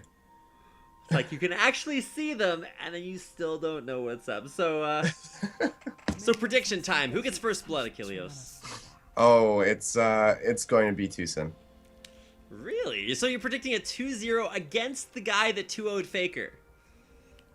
Yes, I think that it'll be the upset. It'll be the bigger upset of the tournament outside of Faker getting defeated initially. I think that GBM losing 2-0 to Tucon be that much more of an upset. So that's what I'm going to bank on happening. Of course, I don't have too much insight in that regard as of yet. Haven't quite reached that point in my mystic visions. Okay, so a couple of things to talk about here. GBM has Ignitus' Summoner's Spell, along with, of course, that prerequisite Teleport. Could have brought Flash, but much smarter to bring Teleport, so that Tucon can't play overly passively. Now, another thing we saw from GBM's runes was that he brought a lot of cooldown reduction in with him. Still kind of confused as to why he was going for that. Also, that's the reason he didn't bring mana regen. I don't know why I said that when I was talking about his runes earlier, but with going with the sustain build there, Tucon does make himself very vulnerable to dying at like level 2, level 3 once Yasuo hits those power spikes. So unless Prophet Achilleos is that far ahead in the future, should still be a mystery. It is. I can confirm that it is indeed a mystery. But like you said, GBM not going with the flash, which I think is a good idea. If you hit that level 6 point, you're going to get the last breath, which kind of acts as a flash for you as long as you land the knockup. But one of the things that you don't want to do is flash into the face of the graves, because obviously the more shells that you eat from that buckshot, the more damage it's going to deal. And if you eat all 3, if you're right up in his face, it is going to absolutely decimate you. So not too surprising that he doesn't want to take that one. The flash would really be used, I feel, to dodge out these skill shots of Tucon. Wow, yeah, Tucon is going to be really happy he has that Flash Summoner's Spell. GBM is putting on the pressure. Needs to hit that level 3 so that Tucon doesn't just smoke bomb and then walk up with the... Oh, man, really good at landing these knockups so far, too. I think GBM's like 3 for 3 on him. And I mean, keep in mind, Yasuo is the champion that used to be...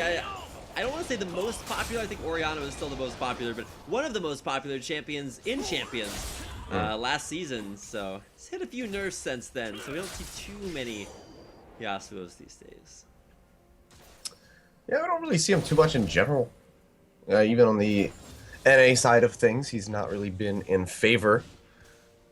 You will see, coming up here, GBM utilizing the Wind Wall to deny Tucon from getting that Under Tower harass. So, pretty well played in that regard. But they're actually staying fairly even, despite being a melee champion compared to a ranged champion. You know, GBM's doing a decent job of CSing. Whoa, not doing such a great job at keeping his HP high. Might have actually been in kill potential right there before disengaging. I think he's going to have that buckshot stop him from going back. Does have a full Way of the Wanderer passive. So he'll have a little bit of extra shields. But yeah, Tucon's just going to walk up and stop him over and over again. Tucon might be risking death here. But a wind wall used early is going to make this rough to CS at turret for GBM.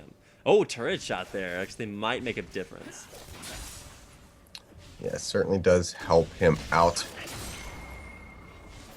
But yeah, not able to get those backs in Tucson, just laying down that onslaught of just walking up, trying to throw the buckshot down and keep him from that recall.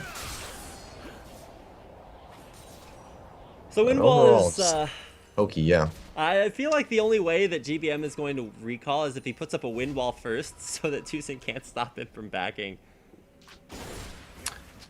Yeah, he's actually going to be recalling fairly soon. He's going to peel back quite a bit of distance so far that Tucson can't just dive in on him. I love how you're saying fairly soon when it's actually already happened. Oh, wow, look at that. Well, what do you know? Oh, what do you know? I'm at 536 right now, so Okay. hopefully there's not too big a discrepancy. I will keep that in mind when I lay my predictions on you. Nice try. Okay, so coming back in the lane, triple Dorans versus double Dorans. That means that when GBM hits level 6, there is so much kill potential. Coming in there, if he is able to land one of those Steel Tempests, continue to go in there, getting those aggressive trades down. Where's the knockup? Oh, didn't go for it. Was still only level 5, so needs that level 6 to hit in there. There it is. Well, get ready for some action, I will say. Oh, avoids completely that ultimate. There's Ignite going down. He needs one more auto attack to pick it up. It's ganked by Mom. With the first blood so close in there. That Ignite, really the turning point. And also being able to dash right to the side and completely avoid collateral damage. Beautiful micro there by Ganked by Mom. Just barely avoiding that. Of course, he missed his last Steel Tempest, but he had the auto attack. That won him the game, winning the 1v1 versus Tucson's Graves. It's GBM, and he'll tie the series up at 1-1. Yeah, so I suppose that seeing the future doesn't help out all the time. I was wrong. GBM does pick up a win, and now we go to the third round match, which is going to be blind pick between these two players, which is even more hype than that last little you skirmish. say it's even more hype, unless we get like Caitlyn versus Caitlyn. Or yesterday we had Karthus versus Caitlyn. That did not go well for Faker's Karthus. Let's see the double Urgot. Oh my gosh. We have They had could- we have had Lee Sin 1v1s before. Yeah, those are always very fun to watch just off of mechanics alone.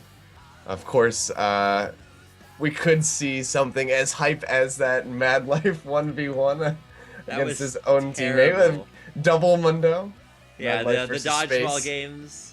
That was probably my favorite moment from this entire tournament thus far. The Faker versus Mad Life, or not Faker, but Mad Life versus Space dodgeball game. If you guys haven't seen Mad Life versus Space, make sure to head back to the VOD section and definitely check it out. I believe it's also on Azubu's YouTube channel. Azubu YouTube. That's also kind of rough to say, but. Do want to also mention, if you are just now joining us or are new to the Solo King but want more action coming your way, make sure to hit that follow button right down below the screen. And if you'd like to help us support Extra Life charities, they help support children's hospitals around the nation. Just scroll down, click on that Extra Life link, and that'll help you know exactly how you can donate to support the cause.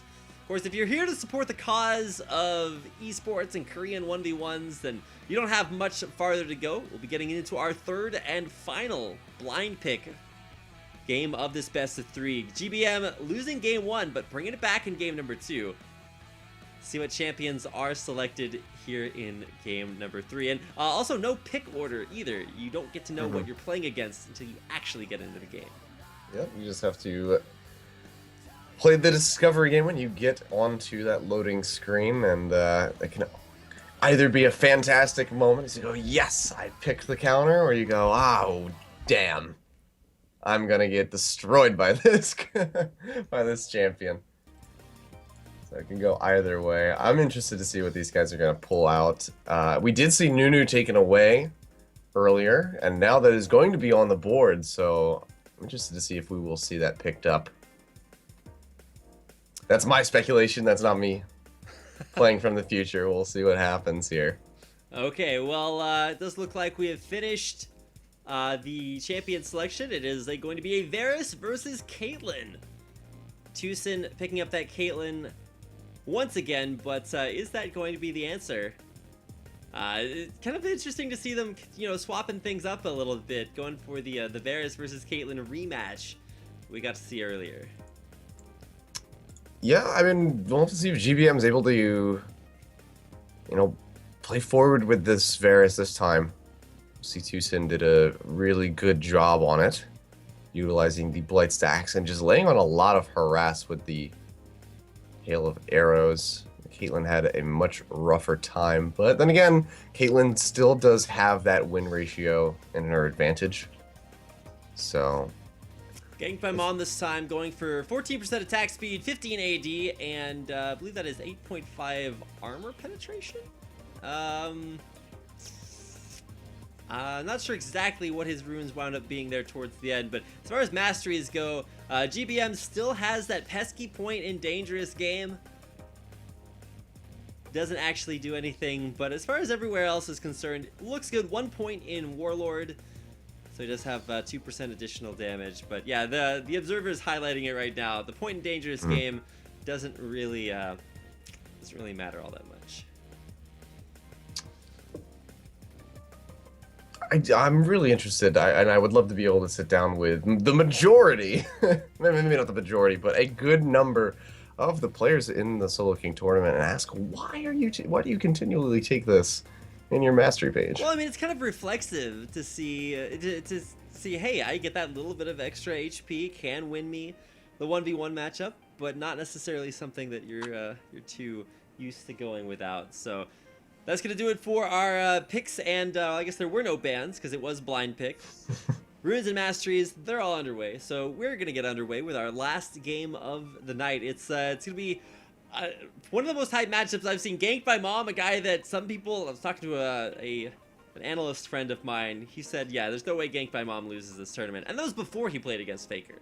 So, very bold statement to make, and it's proven true until now. We'll have to see how Ganked by Mom does versus Tucson. We'll have our final game of this best of 3 series coming up in just a second. Once again, make sure to hit the follow button right down below the screen. Donate to our Extra Life charity if you can by scrolling down right below there as well. And stick around, because this is not our last best of 3 of the night. Coming up for our final game, it's going to be Ambition versus OQ. So you don't want to miss that, and of course the elimination matches to follow. Once again, this is the Solo King being broadcast on Azubu TV. Thank you for watching. We'll be right back.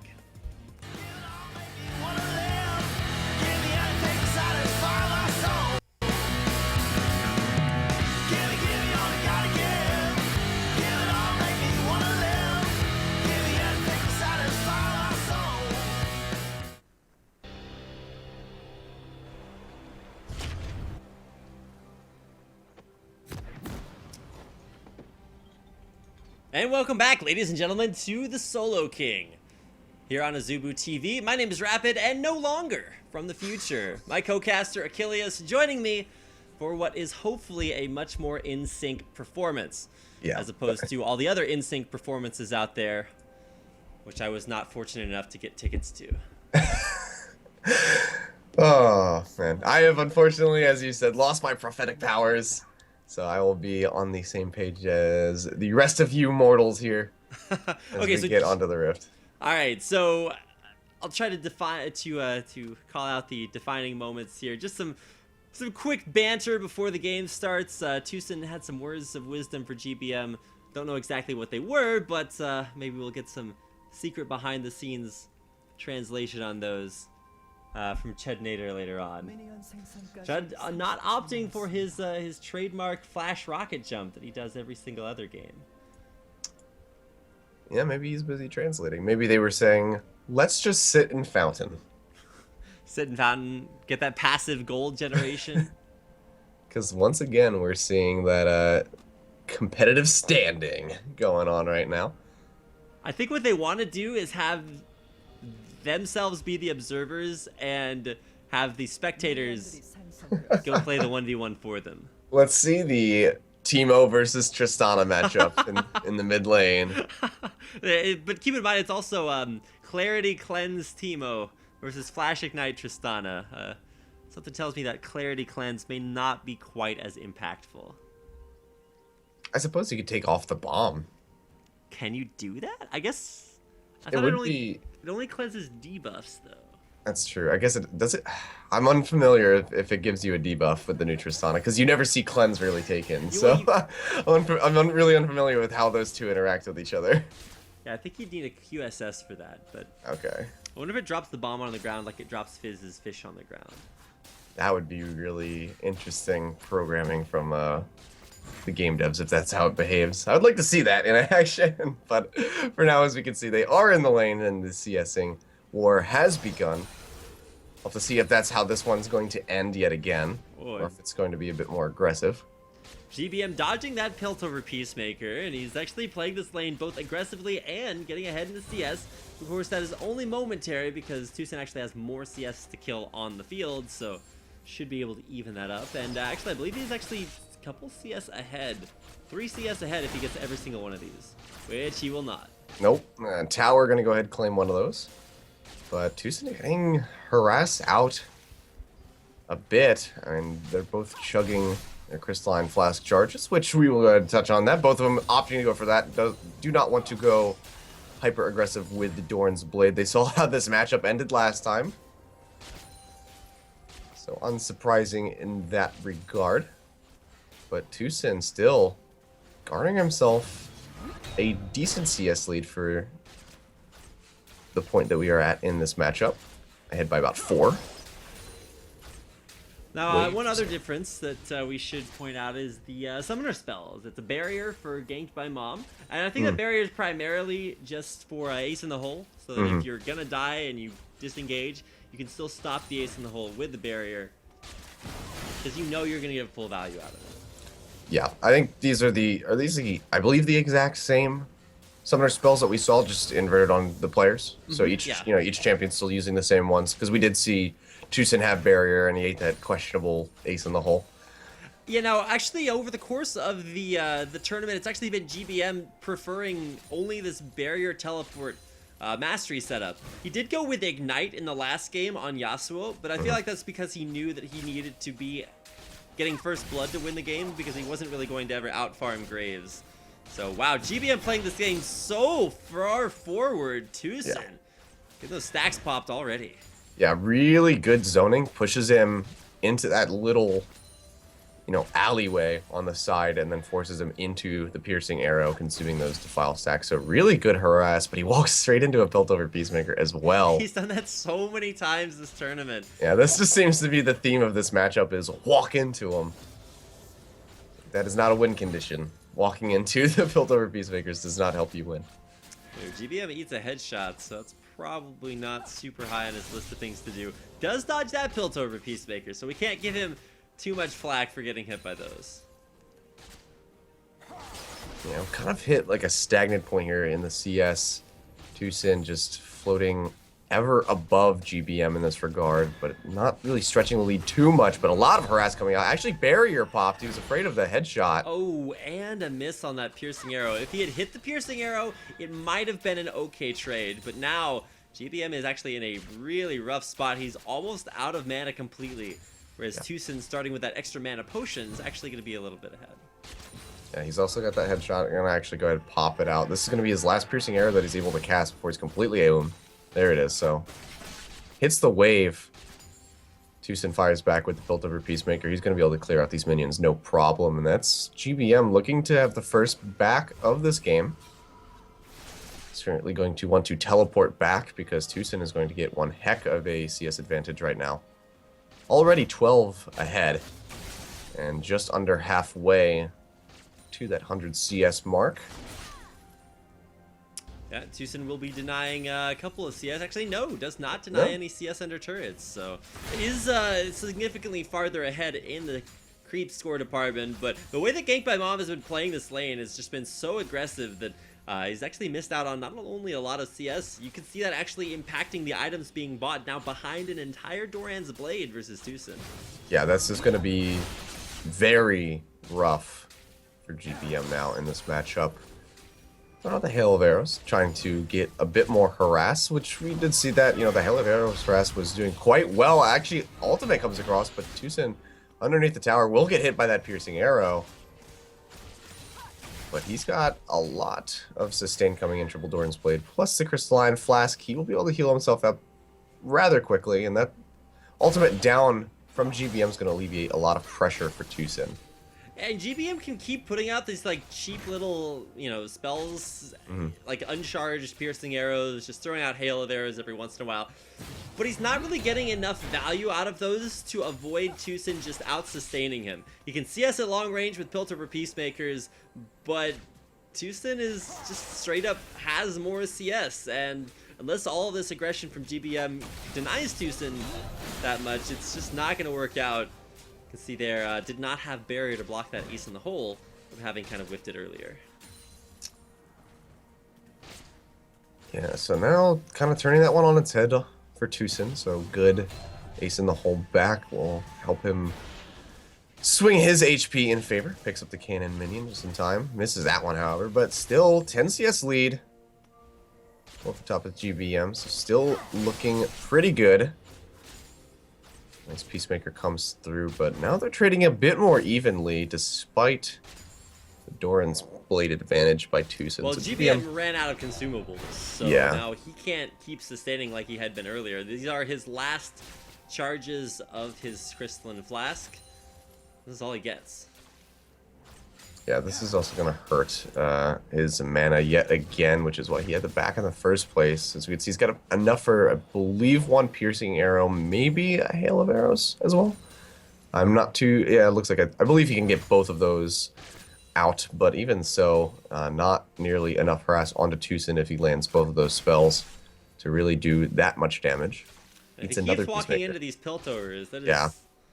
I don't know. The mystery of the century is how does GBM get hit by so many Piltovers? Plus, he's tanking up that entire creep wave too, or at least the last 3 minions. So, Yeah. not trades he's looking to make. He's got to be really careful because the ace in the hole just came off cooldown here for Tucson. So, if he gets a headshot off with a couple auto attacks, maybe another Piltover Peacemaker in there as well. With the ace in the hole, he'll be able to find the kill. Actually, the barrier's up, flashes. Dodges the shackles here. The barrier comes out. He fires back, gets a good amount of damage on the Tucson, but he's completely low himself. There's the ace in the hole. Eats it. Still going to live, but he's very much playing on dangerous grounds right now with his HP. Barriers have been really questionable. GBM not really getting a lot of value out of either one of them. Might as well have gone with like a summoner to heal, because at least he'd be guaranteed to get that HP back, but with barrier, it's a little bit stronger than summoner heal as far as the amount of damage it blocks, but unfortunately he has not had the greatest experiences with those. Went back just a couple of seconds before his teleport was up, so I'm not sure exactly why he was going with that. Actually sold a Doran's Blade. No, he didn't sell a Doran's Blade. He just picked up a pickaxe, longsword, and 4 mana potions, if I'm not mistaken.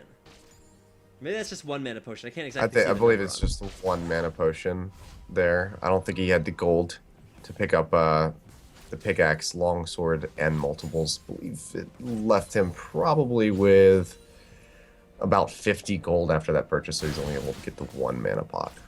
Now, I believe Ganked by Mom is actually up 1 minion. Is 1 minion ahead of the cutoff point. I think he's only like 9 minions behind. And with this pickaxe longsword, his abilities are gonna hurt. Tucson bought a giant's belt. Oh my god. He just says, look, I am not gonna die here. Because he knows if he just stays alive in lane, he is gonna win this game. Yeah, he's 98 to 90 CS right now. So, it's just a matter of time. CS. Oh my gosh, is he gonna get it? No! The GBM piercing cleared arrow. out the minion wave. And now all he has to do is keep his CS up. And okay, now he's only 2 CS now? It's hard to calculate it. 4, and then if Tucson gets the 3 here, which it looks like he will. Okay, he is 9. Yeah, he needs 3 CS to win. Tucson needs 3 CS before GBM gets any. He's gonna have to be careful. The Defiles does have a ton of damage, though. Yeah, the Defile dealing that percentage damage is going to hurt. He's down by 3. This is actually becoming a bit of a heated matchup now between these two. Misses that one. This is actually really interesting. Tucson's Giants belt buy might have been pretty cool, but when it comes down to it, it is Crippling him. and he's still getting hit by those piercing arrows. GBM does have a lot of pressure on him to keep his CS up, but he's now actually able to zone Tucson off the CS a little bit, which might just help him continue to stay just barely in this CS game. But man, it's so close, like down to the wire. And okay, he has to kill him underneath. I don't know. This is getting really dangerous because GBM can either just kill Tucson, kill the turret, or just keep killing CS and keep Tucson from ever getting that 10 CS advantage. Whoa, and this actually going to be a That's kill gonna be for the game. Ganked by Mom. Wow. More aggression. That Giants belt gave Tucson a little bit of an advantage when he came back, but he could never get that 10 CS advantage.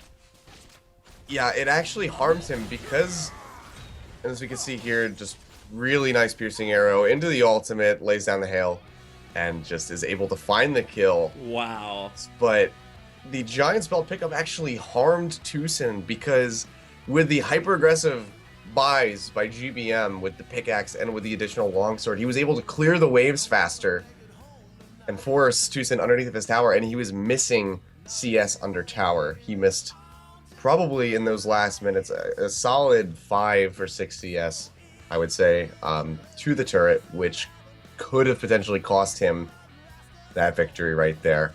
But well played, GBM will keep moving forward. The man that conquers Faker conquers Tucson as well, so he will advance.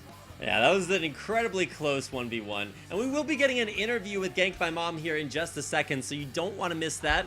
It will be in Korean. I'll see if we can get some translation for that. But otherwise, one of the closest games that we've seen all day long. And actually, it really makes me love this 10 CS advantage rule. Previously, it was if you get to 100 CS, you just win. But if you have this 10 CS advantage, then there's that little bit of leeway.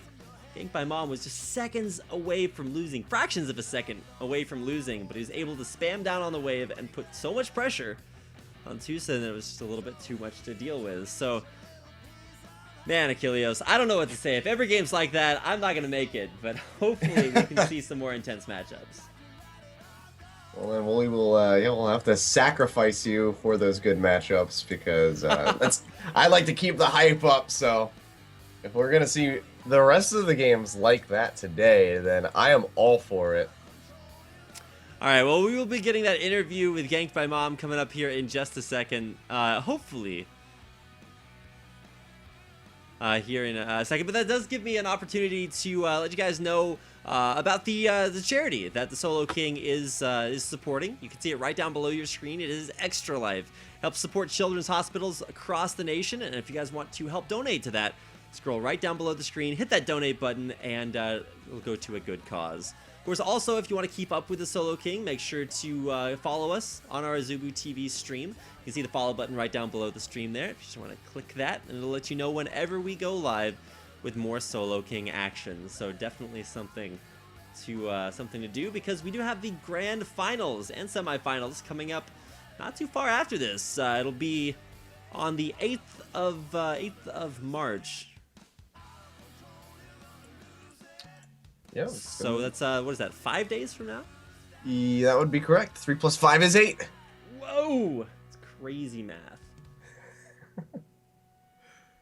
Yeah. Unfortunately, I will not be present for those final games. I will be watching with bated breath on my phone from the sanctity of my hotel at PAX East in Boston. Oh man. All right. Well, some of us will be doing cool stuff, but here's the interview with Ganked by Mom. Enjoy it. We'll be right back. 진출 축하드립니다.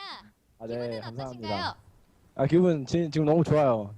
우승한 기분이에요, 벌써. 네. 네. 오늘 그 저희 솔로킹 토너먼트에 래퍼드 복한규 해설께서 함께 합류를 해주셨는데요. 네. 진에어 갱맘 선수에 대한 이야기가 굉장히 많이 나왔었는데 그 중에 하나가 야쏘를 선택을 했을 때 네. 이거는 갱맘 선수가 이기려고 승부수를 띄운 게 아니라 경기를 던지려고 야쏘를 네. 픽했다라는 이야기가 있는데 이 부분에 대해서 어떻게 생각하십니까? 아, 그게 그 밴 6개가 나왔잖아요. 네. 근데 6개 보니까 제가 할 게 없더라고요. 네. 적팀은 그레이브즈가 나왔는데 네. 막상 그 그레이브즈가 나오니까 이거 상대로 뭘 해야 되지 하니까 막 리산드라 해도 질 것 같고 뭐 아즈라 해도 질 것 같고 올 해도 질 것 같아서 그냥 막 고민 중이었는데 옆에서 창동이 형이 야수 어때 야수 이렇게 말하길래 야수 한번 픽했는데 픽이 되더라고요. 그 야수 픽하는 순간에 살짝 내심 기대도 했죠. 아니죠. 졌다 생각했죠 그거. 그래도 내심 나의 멋진 플레이로 이길 수 있지 않을까. 나의 멋진 벽으로 벅샷과 무관 희생자를 막으면서 멋있게 킬하지 않을까. 네. 이런 기대하지 않으셨나요? 그래도 그런 건 사실 뽀록이기 때문에 그래도 어느 정도 예상은 했죠. 근데 네. 좀 당황해서 룬하고 특성도 제대로 못 꼈거든요. 이게 파랑 뭐 네. 특성도 제대로 못 끼고 네. 그렇다고요. 자, 어쨌든 그 야수를 네. 픽하면서 굉장히 많은 팬 여러분들께서 역시나 벽마스터는 다르구나라는 거를 또 보여주셨는데 그 네. 도대체 채팅방의 갱킹은 왜 가신 겁니까? 팀방이요? 그냥 심심해서 많이 경기를 준비하면서 손을 좀 네, 풀고 있는데 네. 심심했다 뭐 이런 거죠. 네. 그러니까 좀 긴장감을 풀기 위해서 이게 시청자들과 이렇게 소통을 하는 한간에는 그 뭐랄까 갱맘 선수가 자기가 프로게이머가 아니라 아이돌인 줄 착각한다 뭐 이런 의견도 있던데 어떻게 생각하시나요?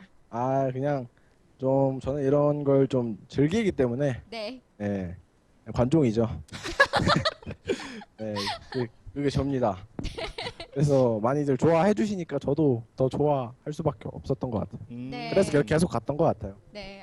정말 긍정의 힘을 다시 그렇죠. 한번 느낄 수 있었던 것 같아요. 이제 채팅방에 들어가게 되면 아무래도 관심을 받을 수 있으니까 지속적으로 그렇죠. 들어갔다라는 거고 네. 그리고 네. 이제 그 전에 저번 주 토요일이었나 용산에서 봤을 때 저번 주였나 아무튼 용산에서 네. 봤을 때 뭐 그런 얘기를 했었잖아요. 누구 어떤 미드라이너가 CS를 굉장히 잘 먹는다라고 했을 때 네. 이연의 해설이었나요? 네가 CS를 못 먹는 거잖아라고 그렇게 막 네. 되받아 치시더라고요. 네네. 네. 오늘 경기를 제가 현장에서 직접 해설을 해보니까 CS를 잘 못 먹는 것 같은데 어떻게 생각하세요? 네.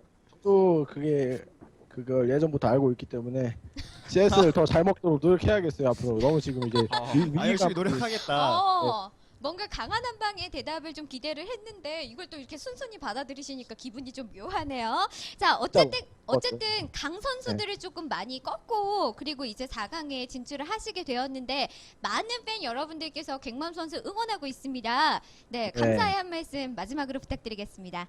네, 오늘 좀 쫄깃한 경기를 보여드려서 나름 뿌듯하고요. 네. 앞으로 채팅방 갱킹도 좀 가면서 같이 즐겁게 놀 수 있도록 하겠습니다. 네, 오늘 즐거움 주신 갱맘 선수 고맙습니다. 네, 감사합니다. 네, 감사합니다. 인터뷰에서도 굉장히 유쾌함이 느껴지는 선수예요.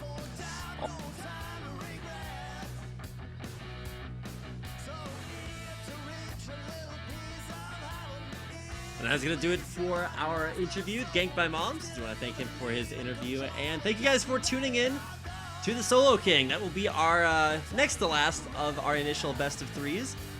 Last best of three of at least this mini group stage will feature Ambition versus OQ. We'll get that game coming your way here in just a second, so make sure to stick around. When we come back, it'll be that best of three and, of course, 3 more.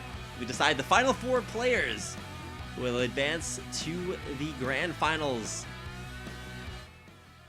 a little bit later on this week. Actually, I believe it is, in fact, next week. 5 days from now, we're having those finals coming your way, so you don't want to miss it. So stick around. We'll be right back with Ambition versus OQ and a whole lot more here on the Solo King.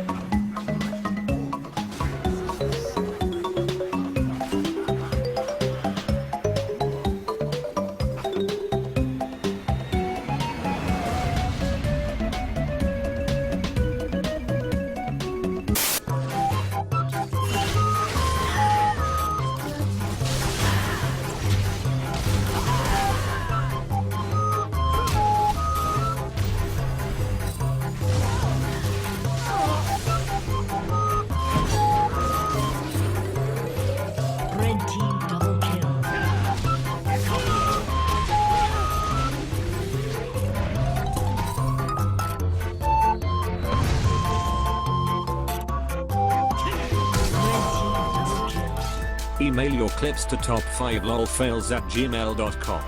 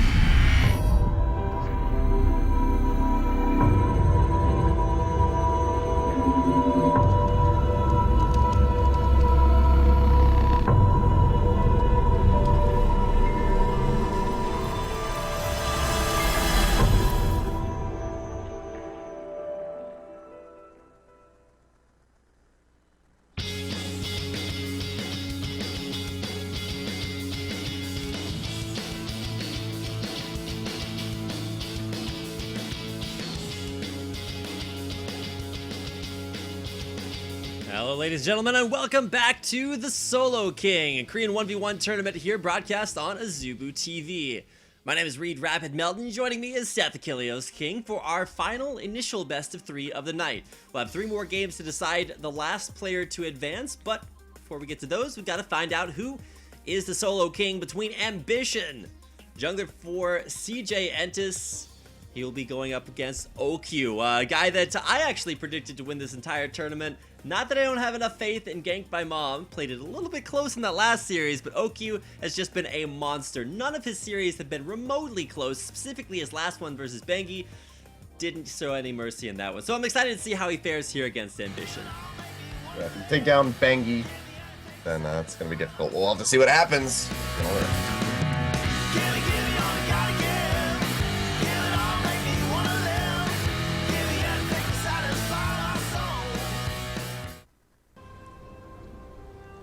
All right, welcome, ladies and gentlemen, to the final best of 3 of our initial set. It's Ambition versus OQ. Ambition, of course, playing Caitlyn. How that got through picks and bans, I don't know, but there's Chuds with his signature rocket jump flash.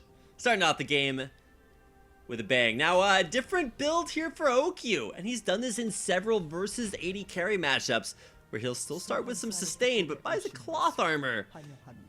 We'll see if he does this Zephyr strategy. Now, if you had missed the games that Zephyr played earlier on in the tournament, unfortunately, he didn't make it through here to the round of 6. But what he does is he walks all the way around between the wall and the enemy turret.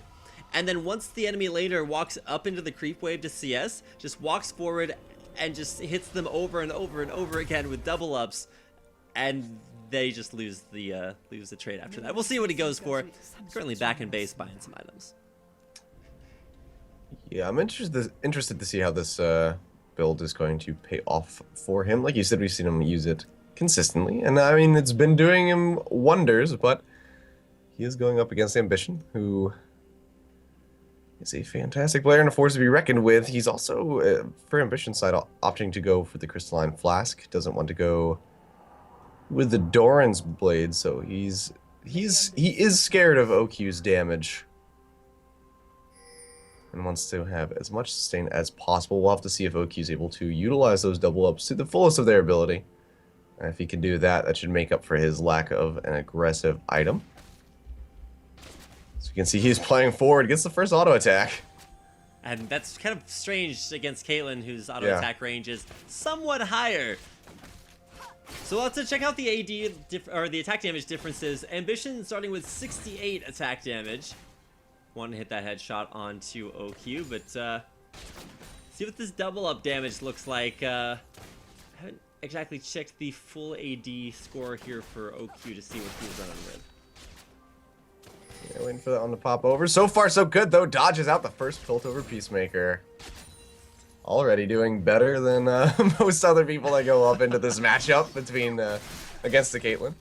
So as long as he can keep doing that. Oh, and he already fails. All right. Alright, I think I'm like a couple seconds ahead, so now I get to be the future. But does land a double up there onto Ambition, so nice to see those starting to land. It's a good way to trade through the creep wave, and there's nobody else to block it like, you know, a support champion. It's another double up, gets those impure shots on, but won't be in range to do anything with. Yeah, taking a good amount of damage, both of these guys. CS still pretty much dead even, though. So this, I get the feeling, is going to end with a cataclysmic battle between OQ and Ambition. Maybe once we hit those level 6 marks, we'll see each of them popping out the ultimates. But you have to be careful if Ambition starts charging the ace in the hole, unless it's going to get the kill. OQ could start channeling his as well, and that is just, you know, a full couple seconds that he will have to channel onto Ambition, and he can put out a lot of damage in that time. So let's see what happens when we get to that point, if we get to that point, because these guys are playing hyper aggressive. Yeah, and like you said, CS actually very even between 80 carries, and it should, whoa, walking up on him. OQ gonna get in range. Praise out those impure shots, and you can already see Ambition having a little bit of trouble with that. More importantly, impure shots on Ambition are really going to cut down his healing, because he's pretty much going to have that Crystalline Flask running for the majority of, well, until it runs out, I suppose. Yeah, so he's out of that now, and OQ's potion actually finished out. So both of them pretty even, but Ambition still has those health potions as well, so he's going to be winning the sustained war unless... Oh, double up through the minion wave. That is actually pretty long range. Always the reason I can't play this Fortitude is I always underestimate the double up distance, like how wide you can bend it on its targeting reticle and how far it's going to go afterwards, but not so for OQ, just continuing to land one after another through the minion wave. Yeah, he's doing a good job of utilizing those. As you can see now, Ambition chugging his last potion. That one has expired now. So, both of them going to be out of sustain. Oki going to be very reliant on that cloth armor to help keep him in here. But yeah, so far, still even 34-34. All right, so when it comes down to it, double up's gonna hit Ambition there and takes another impure shot. All sustain gone for both of these carries. That pretty much means that we're not going to see anybody. I wouldn't expect any deaths here because both AD carries realized they're kind of low. Probably would opt to go back to base instead of playing as too riskily. And it looks like that is exactly what OQ is going to do. Get spotted out by this scrying orb. Actually would have been in range for that Peacemaker, so good thing that he backed out a little bit further for the recall. It's going to give Ambition some time, though, to shove this wave in, but here comes the TP. Might miss. Ooh, OQ actually didn't miss any CS off of that, so throws out a scrying orb of his own. Okay, he missed one. Ah, so missed one. That was a little careless, but hit every other one. And he comes back to lane with double Doran's blades, sustained from potions, and a chain or cloth armor. And this is really where that cloth armor start is going to start to hurt him, because it pretty much means that he'll be behind a Doran's item at every point in the game. Will that cloth armor, I guess theoretically, because it's percentage damage reduction from stacking up armor, the more AD Ambition buys, the more effective that cloth armor will be. This is very true. He's also going to be down in HP in general because he just doesn't have that Doran's blade. So it kind of goes both ways. It kind of equivalates to an extent. But we'll have to see what's going to happen here. Ambition not really opting to go in with the headshots for Harass. More just using them to maintain his CS. Pretty much dead even still between these two, which is something that we haven't really seen today. There's always been a bit of a discrepancy. These guys are pretty much on the dot with each other. Yeah, 2 CS lead for Ambition really doesn't mean a whole lot. Walking forward with that double up, and keep in mind, double up and those autos are going to apply the impure shots, so it's going to cut down on maybe a little bit of healing, but at this point, Ambition's starting to get enough healing from those triple Doran's blades, and you can just keep auto-attacking and really use minions as mini health batteries, getting all that lifesteal, but walking up on him, OQ is going to get a lot of those impure shots down. There's the ultimate, trades it back and gets a nice extra double up off of it as well, but once again, walking right into the Piltover Peacemaker and an ace in the hole. Yeah, so they're both going to have to be chugging their potions at this point. They want to get their HP back up as quickly as possible now. Oh, look at those double ups. That is dangerous. Yeah, OQ really manipulating his positioning and just making sure that those double ups are going to land. He's really only missed a few. Majority definitely have been landing onto Ambition, so very good job by OQ thus far. One thing he does have to be cautious of, though, is that Ambition still does have the barrier. So if OQ wants to play forward again and get hyper-aggressive, he does have to deal with that barrier. But as we can see, so far, he's not having too much of a hard time harassing out. A big difference between both of these AD carries and the previous 1v1 that we saw. A lot of times versus Caitlyn, you want to take barrier because it's good at dealing with ace in the holes, or aces in the hole rather. But it's not something that OQ has gone with. I'm not sure exactly why he would bring flash on this fortune. Maybe it's so they can flash into range, into close range, and get rid of that range advantage that Ambition does have there. Because Ambition won't be able to flash away if he wants to go for it. Yeah, I mean OQ flash into a point-blank ultimate. That's what I was about to say. That might be what he's intending, because that'll make it that much harder for Ambition to get out. I guess unless he runs through him. Depends on where. It depends on his positioning. He can't stand on top of him and cast it, because the frontal cone won't be wide enough to keep him in it the entire time. But if he keeps him at sort of a mid-range, like half an auto attack range, he should be able to keep him in the ultimate for almost the entire channel, unless Ambition can 90 caliber net to the side very quickly. I think Ambition's finally figured out exactly where he needs to be. Whoa, a lot of damage from that ult coming out, but I don't know if that was the best usage of his mana. He got a little bit of damage down, but now he is almost out of mana, but Ambition almost out of health. Yeah, really working him down. That heal reduction coming through, really just doing work for OQ completely. It's just absolutely decimating Ambition. We're probably going to see, you know, the second backs here. We do have the teleport up for OQ. So you see Ambition maybe going to finish that channel. See, I almost feel like this is the situation you want to save your ultimate for. Use that bullet time to just nuke the wave and head back to base, so that you can deny him the there. CS. Yeah, and push the wave in your favor. And I mean, OQ was able to kill it, I guess, quickly enough. We'll be going back to base, and good thing for Misfortune is you don't even have to bring a teleport if you don't want to, just because you can run back to lane really quickly. Of course, it's always better to have that summoner spell to get back in here, but oh, look at Ambition. Comes back to lane with a Vampiric Scepter. This is where things get dangerous, because keep in mind, Ambition is now over 100 CS, and OQ is not yet coming back into lane. Just two more minions, and Ambition would be able to get that lead, but it looks like he's going to get in time to hit up some of these minions. And he should get perfect CS here underneath the turret. Turret down to a little bit above at half HP too. So could see maybe an alternate win condition come in here. But yeah, like you mentioned, now actually only 2 CS separating both of these players, and see if any more gets denied here, as Caitlyn actually has to walk all the way back to lane instead of using that teleport. Yeah, yet again, a perfectly good time to be able to use bullet time, but just doesn't have it. Ambition actually did that because he had enough damage, or enough gold for a Bilgewater Cutlass. It's a little bit interesting. Not often that you see that ace in the hole comes out. It actually does not deal all that much damage. That cloth armor really showing how effective it can be. Yeah, and those double ups showing how effective they are, is just ripping through chunks of Ambition. But I think we might see this one end at CS stalemate, unless they can really keep up their farming like they're doing such a good job of. This should pretty much equate to CS here if he gets these minions.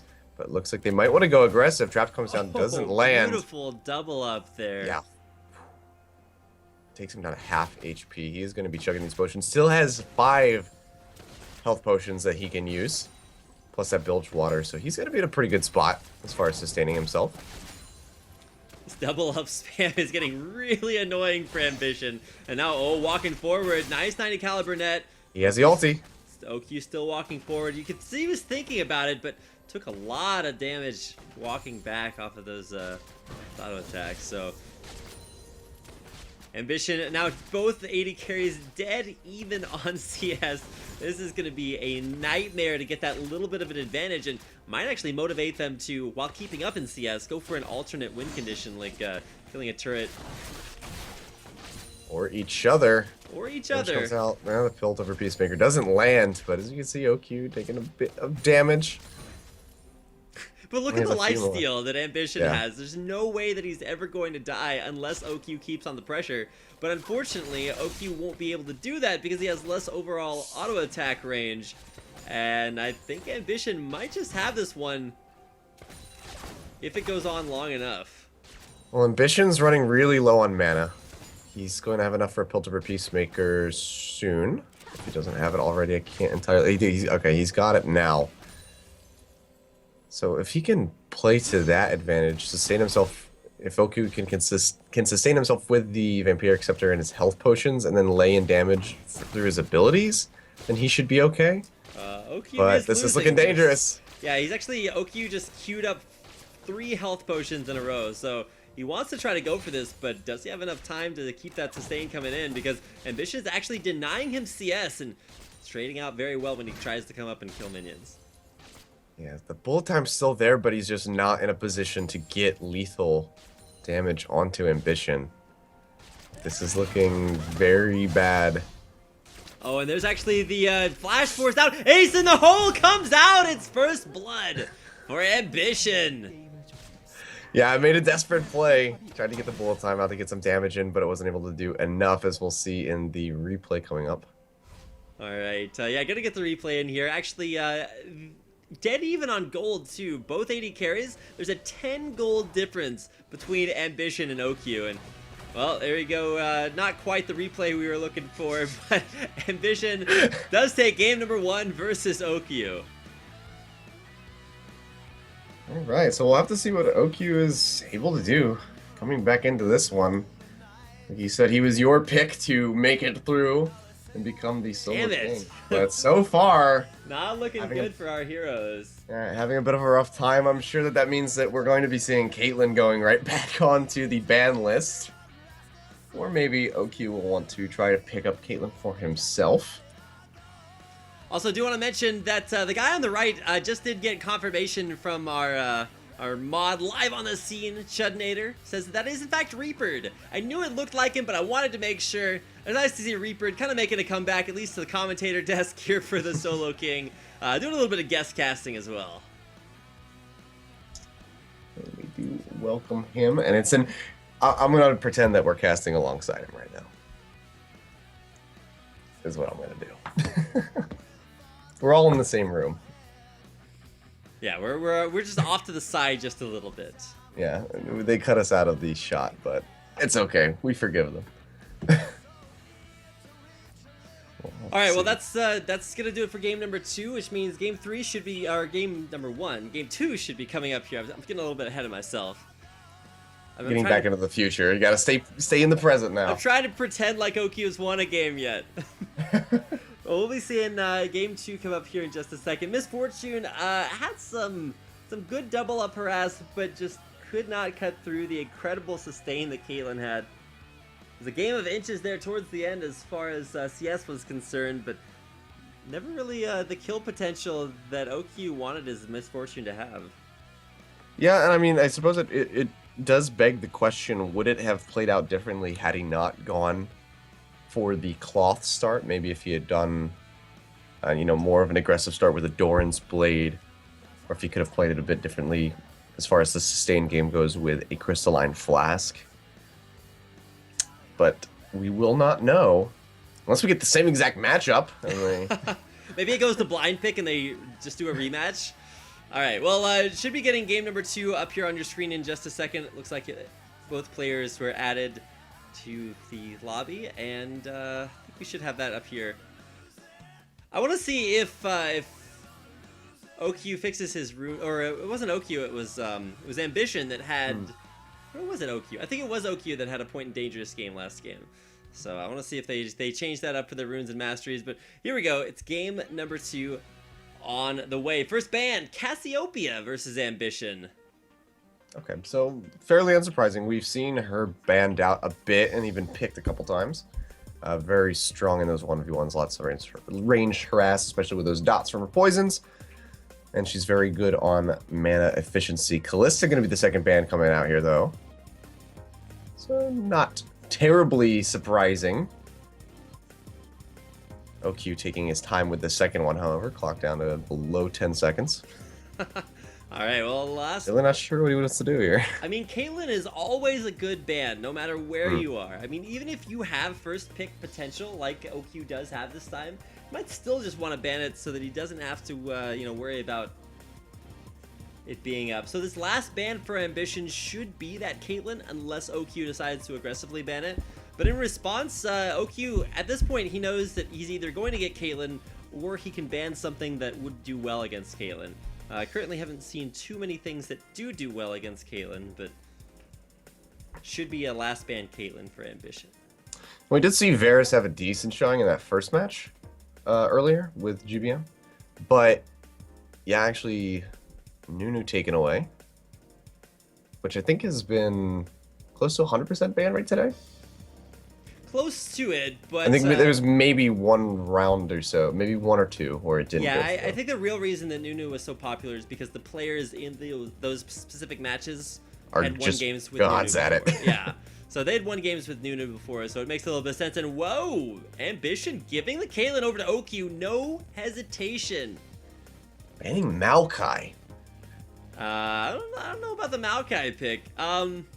Yeah, that one's really intriguing to me. We've only seen one Maokai in the Solo King, and I believe it did lose its matchup, so now looking for what Ambition is going to go to. You can expect an 80 carry pick here, and with Lucian banned, Graves is up, and that would be, I guess, a decent pick, but the range advantage is still there for OQ, so not sure exactly what he wants to go for.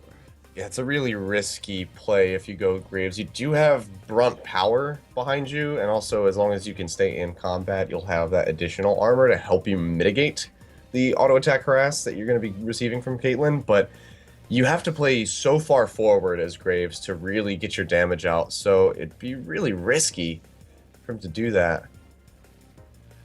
Ezreal wouldn't be too bad of a choice, but looks like we might have the Graves. All right, well, here we go. Graves versus Caitlyn matchup. Ambition. This time he's facing the champion that he just picked, so not ban.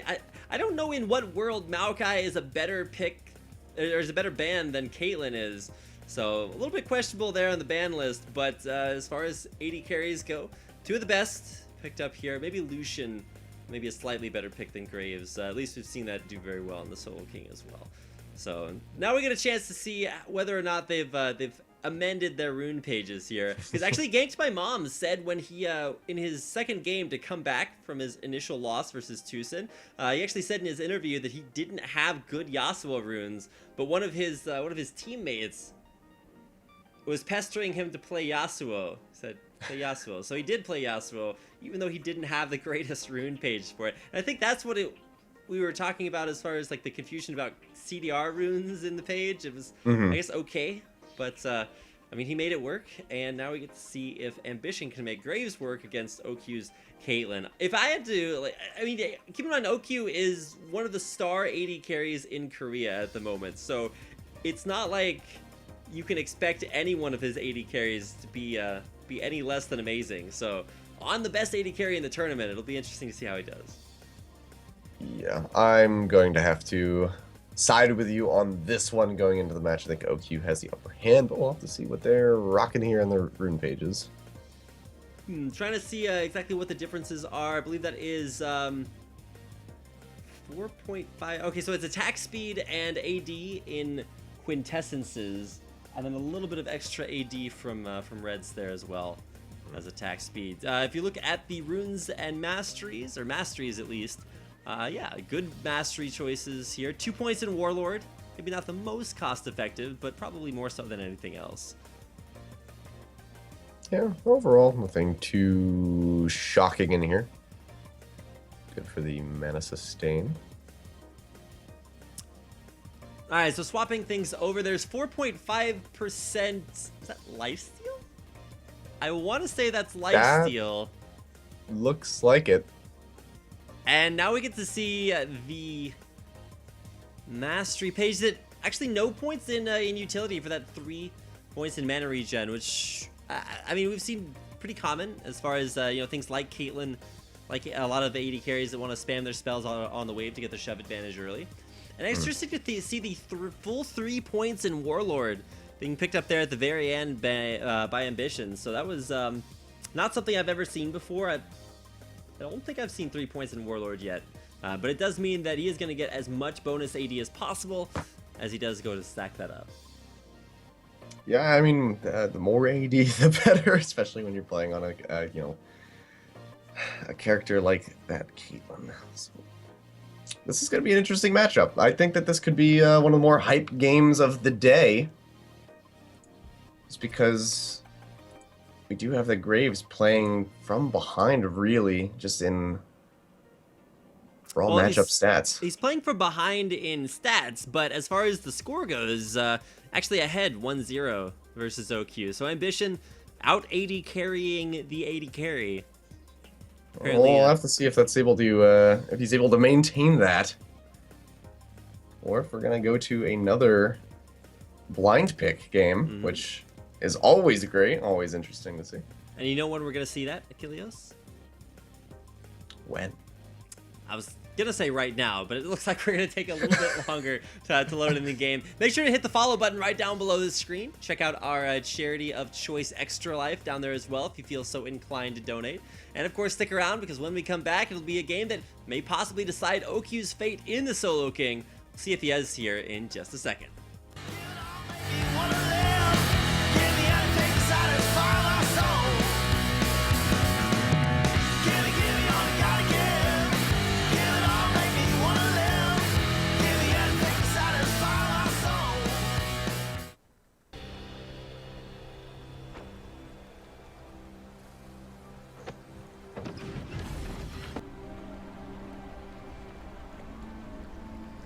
And welcome back, ladies and gentlemen, to the Solo King here on Azubu TV. My name is Rapid. Joining me is, I was about to say Ambition because I was reading his name off the screen. You are not Ambition. Somewhat worse at League of Legends, Achilleos. At least I hope you're worse at League of Legends. If you're better than Ambition, then you better get over to Korea. Yeah, I've been making some really poor life decisions as far as my Why are you not a pro career path. gamer yet? Because I just enjoy casting that much more, alright? You know? That's just the way it is. No, I am indeed worse than Ambition. I think a lot of people in that same category. So wouldn't worry about that. Yeah, I don't feel too bad about it. Sneaky strats from OQ. He bought a scrying orb and immediately used it on the summoning platform. It reminds me of those good old days back in like season 1, season 2, where you'd start the game with clairvoyance, Yeah. and then clairvoyance the enemy's starting platform to see either which lane they were going to or what their opening item buys were. He's kind of doing the same thing, bringing back those old school strats here in season 5. A little throwback to that. As we can see, we are going to have double crystalline flask starts. Ambition waiting around a bit longer, wants to get a little bit of that extra gold for as the wave comes out. And no more cloth armor starts. I don't know, I was not a big fan of that. It was an interesting idea because OQ realized he was going to have to get up into melee range to make up that range disadvantage that he had on Misfortune versus Caitlyn. But at the same time, he just wasn't able to get that finally enough gold for a, what was that, a Bilgewater Cutlass that Ambition finished the game with. Just really, really effective buy. Yeah, any damage that he was mitigating was just made up for by the amount of damage that Ambition was able to put out in a quick amount of time. As you can see, Buckshot already coming out, ripping off a good chunk, but he takes a headshot for it. So they trade a little bit even, go back to CSing. And this is all made possible by OQ actually being in lane before Ambition. OQ went without that 150 extra HP from getting an extra potion. Stayed in lane, got the push advantage, but Ambition actually stayed in base and got an extra potion to come back in here. But this will give the level advantage to OQ. See if he can make up that potion disadvantage. Yeah, and he's going to need that extra potion. As we can see, Ambition already taking a heck of a lot of damage and harass from OQ. But he fires back. He's getting these buckshots just on the edge. But still doing a decent amount of damage to OQ. You can see losing some CS, though, under tower. That would actually put him ahead. He lost 2 right there. Now he's down by 1. Dodging built over Peacemakers, though, so that's always a good sign. And hitting with buckshots too, so kind of the same situation where you're looking for, you know, which spammable AD carry Q gets the most value here. Should be Caitlyn's, but it's absolutely going to be Caitlyn's unless Ambition can play more forward. But until he gets some more items, until he gets something, you know, really aggressive, he's not going to be able to do that, because if he gets up in the face of OQ, he's just going to get poked right back out. As you can see, he's already dangerously low. A headshot with a Peacemaker could actually do him in, but it's not going to land. Oh, if that Piltover Peacemaker had been saved, OQ might have been able to pick up a kill there off of that Caitlyn trick. And it's going to send Ambition back to base way ahead of schedule. He's only level 3 with 18 CS, and he's already headed back to base. Yeah, that is going to be pretty crippling. Looks like OQ might go ahead back alongside him. TP will be burned. This might enable him to catch up a little bit. He's only down by 3 CS, nothing too significant there, but as we can see, he has been getting bullied out. They come back in, Doran's Blade each, but several more potions on the side of OQ, and they trade back and forth. He's in the smoke bomb, but Ambition being just ripped down. He takes the turret shot. This could be the series right here. Does he have the Nightingale Burnett? No, he doesn't. Piltover Peacemaker doesn't come across. The barrier pop nonetheless from Ambition, and that's going to have to be another back unless he wants to just sit here, get denied minions, and just rely on his potions to regen him. Well, this is not what you're looking for. Ambition trapped underneath his turret, and I don't know, man. This is not a situation he's going to want to be in. He does have, like we said, that potion advantage, so he's got slightly more sustain. But that's a terrible position to be in because now walking forward, he's going to force out that barrier. Ambition walking, running for the hills, running for the brushes. He's on the run. Can he get this executed? And he's built over Peacemaker, snipes him down. And it's Ambition winning game number 1, but losing this game number 2 to OQ's Caitlyn. Yeah, we can see, like, he tried to play forward here, but OQ realized that he had the advantage. He's just has the damage. He's able to poke him out. Graves doesn't really hit a power spike in lane really until you get a BF sword or a pickaxe. Those you want to be your first buys. That's where you really get your power. But in the 1v1, you're really not going to be able to do that, especially for a first buy. So OQ, with the just increased range, able to poke him down and take a game away. So that's going to mean that we're moving into my favorite thing, which is that blind pick 3rd round between these two players. So I think it'll be fairly unsurprising if we see a double Caitlyn game coming out in this next matchup. Yeah, I don't expect that we'll see anything else, and while that could lead to some pretty boring just AFK Farm Simulator 2015, I definitely think that both of these players have something in common. Maybe we'll see another one of those blind pick Lee Sin versus Lee Sin games. Always a big fan of those. Yeah. We haven't seen any oddball choices today, really. That's true. It's always been very, very meta picks. Yeah, Nothing, lots of ADCs. nothing too out of the ordinary. I guess the Annie and the Lulu were like the two that were a little bit that differentiated from the rest. Otherwise, we've just seen a lot of ADC action today. Actually, I guess the strangest thing that we've seen today was that Maokai ban. Just now from Ambition. I still don't understand that. Yeah, the Maokai ban that allowed OQ to get Caitlyn, still somewhat questionable. Wound up losing to the champion he let through the ban phase, so you can't argue with that. And so when it comes to blind pick, we're gonna find out who the better AD carry is, which is a weird question to ask when OQ is involved. He's been putting up big numbers. Remember the very first game I watched him play versus SK Telecom T1. I think that was the first game of Champions this season. He put up huge numbers, and it was versus Faker. So, well, I mean, versus Faker's team. It was versus Bang in lane, but you get the idea. Some picks. Here we are. No hover from Ambition yet. Garen hover from OQ. That would be one of the oddball ones. Something tells me fun. this is not going to get locked in. But Ambition locking in a Cassiopeia. Now, that's actually really interesting because he's shying away from the AD carries that we've seen be so prevalent. But I mean, as OQ, he's shown that he's an incredible AD carry over and over again. Does he go with the Caitlyn pick? Locking in Azir here would be absolutely terrible. Azir having been nerfed pretty significantly. Down to like a 30 to 40 win % ratio in solo queue. Probably not the best champion to bring in here. Although, you know, in the 1v1, things do change. Yeah, but against the Cassiopeia, Emperor's Divide not going to net you too much unless you can knock him into your tower.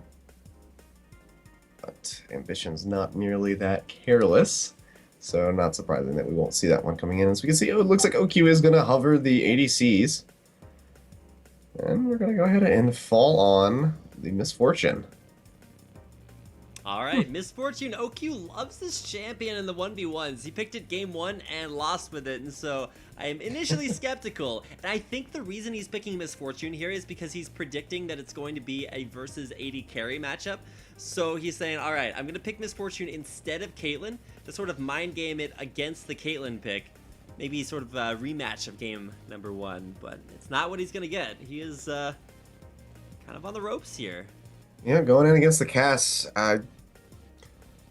As far as this matchup goes, I don't know. How do you feel about this? I feel like it really could honestly go either way. I feel like it's a bit more reliant on OQ to land the double ups, and if he can't do that, then Ambition's Cassiopeia is kind of going to take the cake. I think Cassiopeia is maybe with a slight advantage, has a lot of mana sustain in lane off of Aspect of the Serpent, the way that Twin Fangs refunds mana when you kill a poisoned minion. Twin Fang's range is 700. So you'd have, that's longer than even Caitlyn's range would be. So if you get poisoned, Ambition should be able to kite OQ effectively. We'll see whether or not his micro is up to par. OQ did first ban Ambition's Cassiopeia in the last game, so it's a pick he knows he's worried about. So for OQ, it does look like he's actually using 1.5% lifesteal here. So it has one lifesteal rune, and then a couple of AD runes afterwards. So he's definitely looking for that double up value. And once again, 3 points in Warlord, so as much AD as possible. Maybe look for that late game pickaxe buy. Yeah, if you get to that point, we didn't quite get there in the last matchup, so we'll see if he's able to farm up enough and stay in here long enough to get that buy. This, I feel like this game could either go on for a very long time, or it's going to end very, very quickly with a harass from Cassiopeia in that level 3 to 5 range. All right, now for ambitions or Arnbitions, rune page, fairly standard. Mastery page, 4 points in cooldown reduction. Usually you see at least some attack speed in there just to make CSing a little bit easier, but fairly standard. Once again, no dangerous game picked up there, and 6 points in defense, 3 points in utility. Also fairly standard there as well. Alright, well, nothing too shocking. We'll have to see if they're able to shock us with their play. Cass versus Misfortune, going to be one heck of a matchup, and of course this is going to determine which of these guys is going to go into the losers bracket. Alright, yeah, this is double elimination semi-round robin. We'll get a chance to see who advances. Is it OQ? Is it Ambition? Make sure to leave your prediction in chat if you're watching, and we'll check those out. Let's go ahead and get into our final matchup, this best of 3.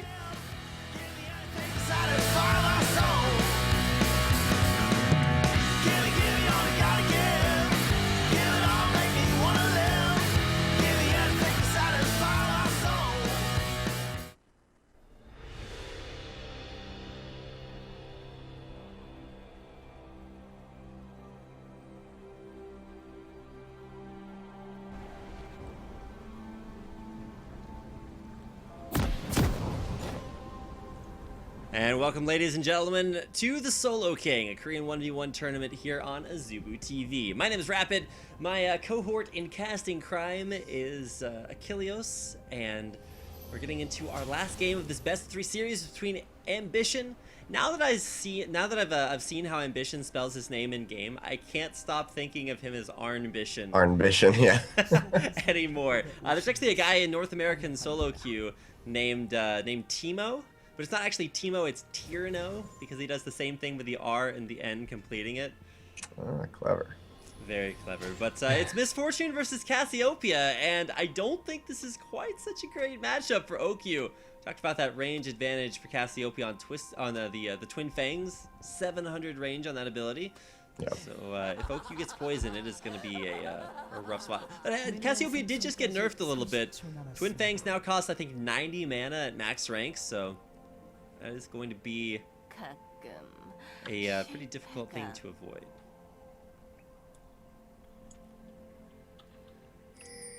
Yeah, we'll have to see how this one goes. I'm really interested. I'm trying to figure out how I think this one's going to end. Whether it'll be by kill or by farm. I feel like it's going to be a first blood game. The round 3s usually are. You get the red in the eyes as you realize you're on the verge of getting knocked into the losers bracket. Now, earlier on in the tournament, I believe it was actually one of Bengi's games that he played. He played a game against, I think it was Peanut's Cassiopeia. Peanut, the Najin sub. But he played a game versus Peanut, and Peanut played Cassiopeia. Bengi wound up winning that series, but in a very, very clutch bit of micro. Came down to avoiding Cassiopeia's ultimate, and Bengi was still able to deal damage while walking sideways to avoid the Cassiopeia ultimate.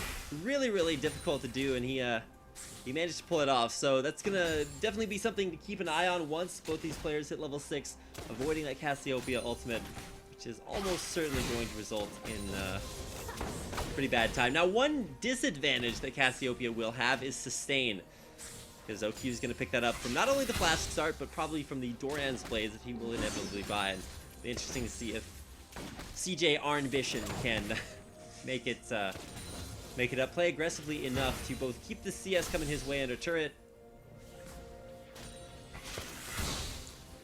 Yeah, well, I'm not quite sure how that one's going to go for him. He's already been chugging some potions and some of his crystalline flask charges. The double ups have been doing work. OQ utilizing them quite well. I believe he's only really missed one on Ambition, who has otherwise been missing a good amount of these noxious blasts. And right as you say that, he gets one. So Yeah. yeah, Cassacre, sorry. it's a little bit back and forth, but that is kind of the meta. It's do you hit your noxious blasts and go in for damage, or do you go for a more aggressive way of playing and just go for the Twin Fangs without poisoning the guy. Twin Fangs do cost a lot of mana, so when you want to chain them back to back, you need a ton of mana to do it, and that's why recommended items for Cassiopeia usually include either a Tear of the Goddess into Archangels or Rod of Ages, but not going to be able to afford either one of those. If Ambition comes back to lane with a Tear of the Goddess, I am going to laugh and laugh, but instead probably just going to see Doran's Ring. Yeah, it'd be very surprising if we saw that one. I feel like a Chalice would even be a bit more likely than the Tear of the Goddess. As we can see, though, OQ playing forward, trying to lead some damage into Ambition, but he fires back and takes him down to about half HP. Currently has a little bit of mana advantage, especially when he gets those refunds off the Twin Fang, but as we can see, OQ a bit ahead. Each going to get these minions here, but it's going to put him 5 up over top of Ambition so far. Okay, so the biggest thing to watch out for is probably going to be CS. CS thinks something that 80 carries do better than almost any other role, and versus Cassiopeia here, you can see Ambition starting to struggle a little bit. He's down about 6 or 7 CS here, already at 4.5 minutes, but is continuing to land those poisons on to OQ. He was continuing to land those double shots, which is making all the difference for him. He still has a couple potions, looks like. His Ambition only has the one double shot, doesn't land. Nice Noxious Blast takes OQ down to about 50%. It's going to force him to chug yet again. Oh, but that double shot. That double shot, continuing to dish out the harass, and Ambition does have enough potions to sustain through quite a bit more of that. He's keeping himself relatively healthy. He hasn't hit that 100 stacks on his I always forget what that's called. His aspect of the serpent. Yeah. Once he does hit 100 stacks, he'll actually get a little bit of HP back whenever he uses Twin Fangs. So that could definitely be a source of sustain that helps make up the difference from not actually being able to buy lifesteal items like OQ can. Yeah, and that's also going to be one of the big reasons why we will almost certainly see him pick up the Doran's rings instead of any other item, because that'll directly impact how much HP he's getting back. I believe it's about 10% of your AP, I forget. And then you get like plus 6 HP. Yeah, it's a 0.10 or 0.1 AP ratio, so you don't get all that much scaling off of it, but starts out with 6 HP back, so you're gonna get about 10 HP back every single time you cast a Twin Fang.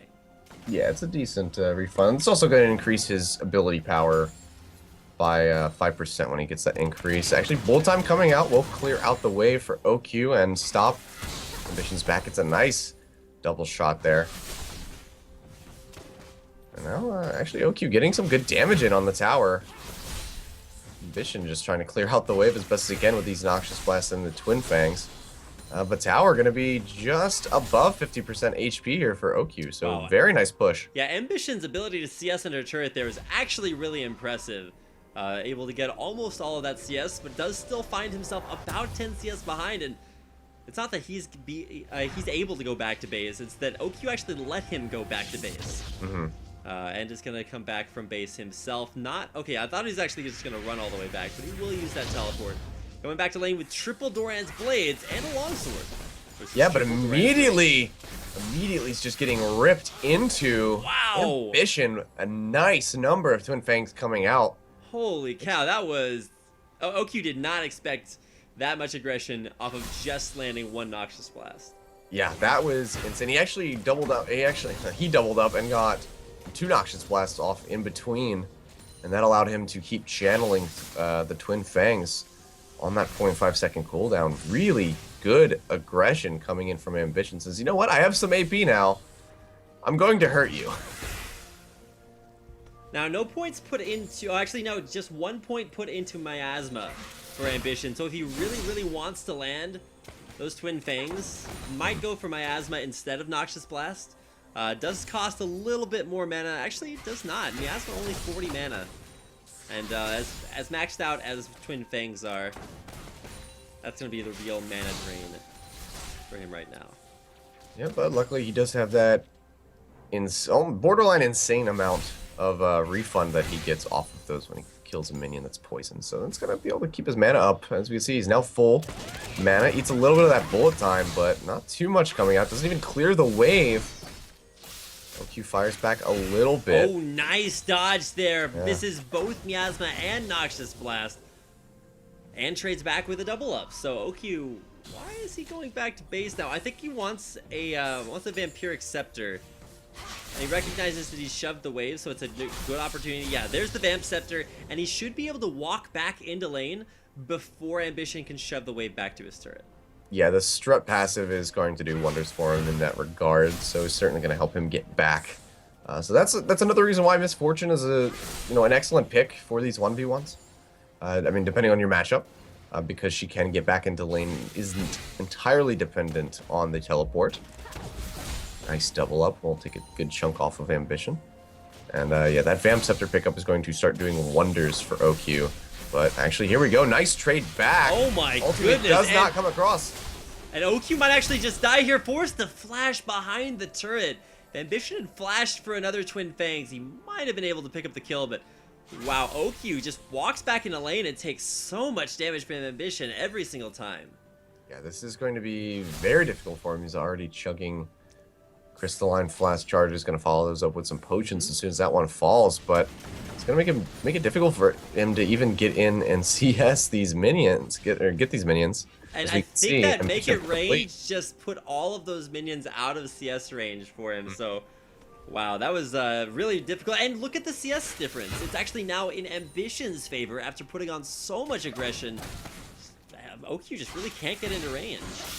Yeah, wow, these Twin Fangs absolutely just ripping through him. He fires back, takes a good chunk off of Ambition. Ooh, turret shot on Ambition, though. Yeah.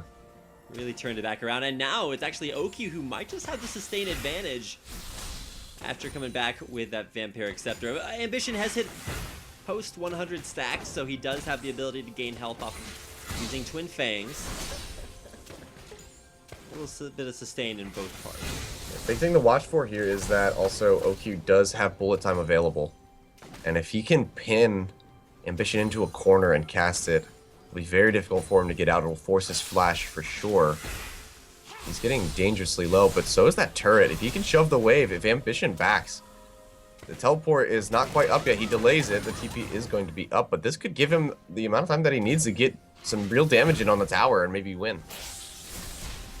Alright, so Ambition is going to be forced to use this opportunity to practice his under-turret CS mechanics.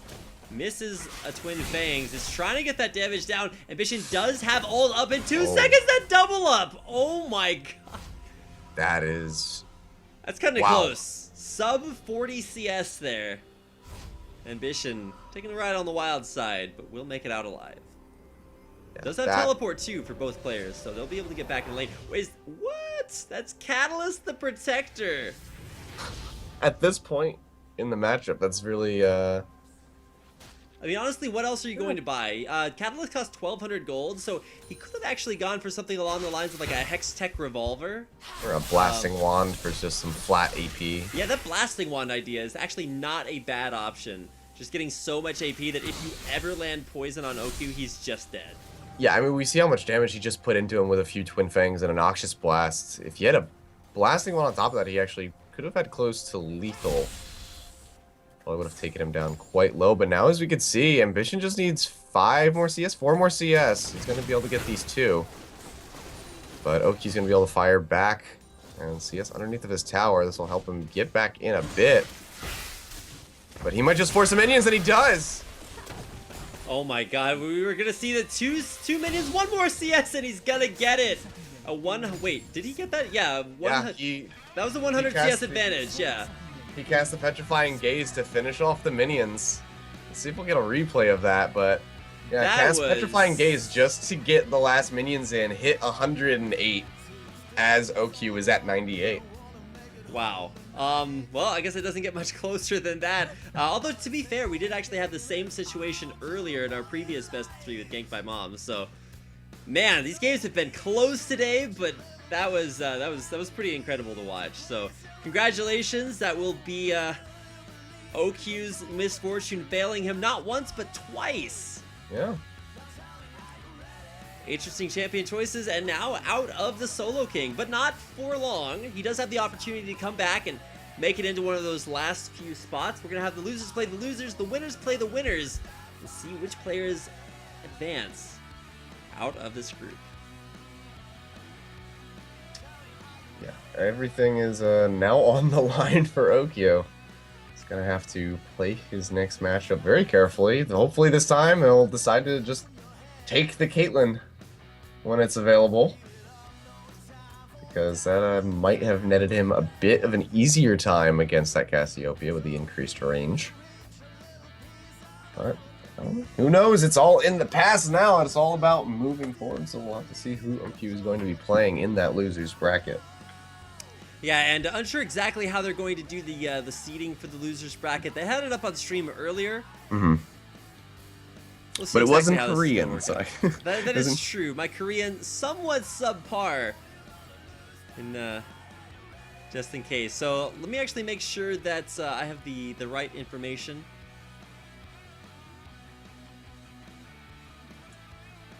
And get that up for you here in just a second. So as far as the way that this playoff match is going to work, in the round of 6, the losers from the round of 6 will compete in a round robin to get back into the tournament. So basically, if you won today, then you're already through. So for instance, Ambition just won that matchup, so Ambition's going through. And for all of our matchups today, the winner will advance. So we have Ambition advancing. We also have Tucson or GBM advancing over Tucson. And or someday advancing over Pure. So those 3 players will advance, and now we get to see the losers of those rounds. So we get to see Pure, Tucson, and now OQ battle it out in a round robin fashion to make it back into the tournament. All right, this is going to be really stressful, I guess is the word.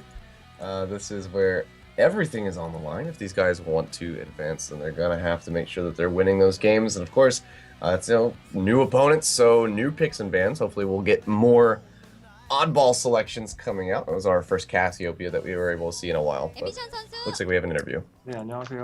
네, 안녕하세요. 경기 수고하셨고요. 승리하신 소감 한 말씀 부탁드리겠습니다. 솔직히 이길 줄 몰랐거든요. 그냥 뭐 승패 상관없이 그냥 솔직히 지려고 마음먹은 것도 아니고 그냥 최선을 다하자 그냥 이 생각으로만 했어요. 최선을 다하자는 마인드로 경기를 하셨다고. 근데 또 워낙에 너무 잘하셨잖아요, 그죠? 그렇습니다. 확실히 이제 앰비션 선수가 잘했던 것은 게임을 1대1을 운영으로 몰고 가면서 승리를 거머쥐었다는 건데, 그 코코 선수를 이기셨잖아요. 네. 코코 선수를 이기셨는데 미드 정글이 교체가 된다는 설이 있어요. 코코 선수가 이제 정글을 연습한다는 설이 있는데 그런 부분은 솔직히 이게 뭐 라인전도 아니고 그냥 좋은 캐릭으로 CS만 먹어도 이기는데 이거는 그냥 그거랑은 아무 상관없는 것 같아요. 그렇죠. 사실 웃자고 하는 소리죠. 네. 정말 그 정도로 앰비션 선수와 코코 선수의 그런 경기가 굉장히 이슈가 됐었고, 그리고 방금 전 경기에서도 낮은 옥규 선수를 상대로 또 승리를 거머쥐었기 때문에 앰비션 선수가 또 앞으로 얼마나 더 멋진 모습을 보여줄지에 대한 기대도 굉장히 많은 것이 사실입니다. 사실 앰비션 선수가 그렇게 정글러를 굉장히 많이 힘들게 했었던 미드였다, 뭐 이런 이야기도 있었는데 지금 정글러로서 굉장히 멋진 모습 보여주셨는데 그래도 오랜만에 그 미드에서 라인전 하셔보셨는데 기분 어떠셨나요? 일때 이게 되게 별것도 아닌데 되게 긴장되더라고요. 네. 진짜 이게 좀 대회 때 경기 시작하기 전에 되게 많이 긴장되거든요. 네. 그런 느낌을 되게 많이 받아서 진짜 이거 멘탈이 좀 강해지는 것 같아요. 사실 이게 솔로킹 토너먼트가 별게 아닌 게 아니라 별개예요. 왜냐면 이게 사실 뭐 그냥 팀 게임이고 LOL이 팀 게임이고 뭐 5대5 게임이니까 뭐 그냥 1대1은 별 의미 없다라고 선수들이 생각하긴 해요. 네. 생각하긴 하는데 막상 또 이제 대회에서 만나는 애들이랑 만나잖아. 네. 그러면은 지기 싫은데 그 프로게이머들 기본적으로 프로게이머가 되는 선수들이 그 자격이 하나 있는 게 승부욕이거든요. 승부욕이 없으면은 프로게이머가 되지 못해요. 거기까지 올라올 수도 없고. 네. 확실히 그 승부욕을 불태우는 1대1 승부는 별겁니다. 별게 아닌 게 아니에요. 사실 뭐랄까 많은 팬 여러분들께서 최고의 솔로킹을 가리는 자리이니만큼 뭔가 굉장히 부담도 되셨을 것 같은데 어떠셨나요? 일단 뭐 제가 그 라인 그 모드가 제가 뭐 잘한다고 자신이 있는 것도 아니고 이게 실력이라고도 생각 안 해서 그런 부담은 솔직히 없는데 근데 그런 부담이 없어도 은근히 긴장은 되더라고요. 이게 보는 사람이 많아서 그런지 몰라도 네, 아무튼 이제 이게 다음 경기가 주말인가요?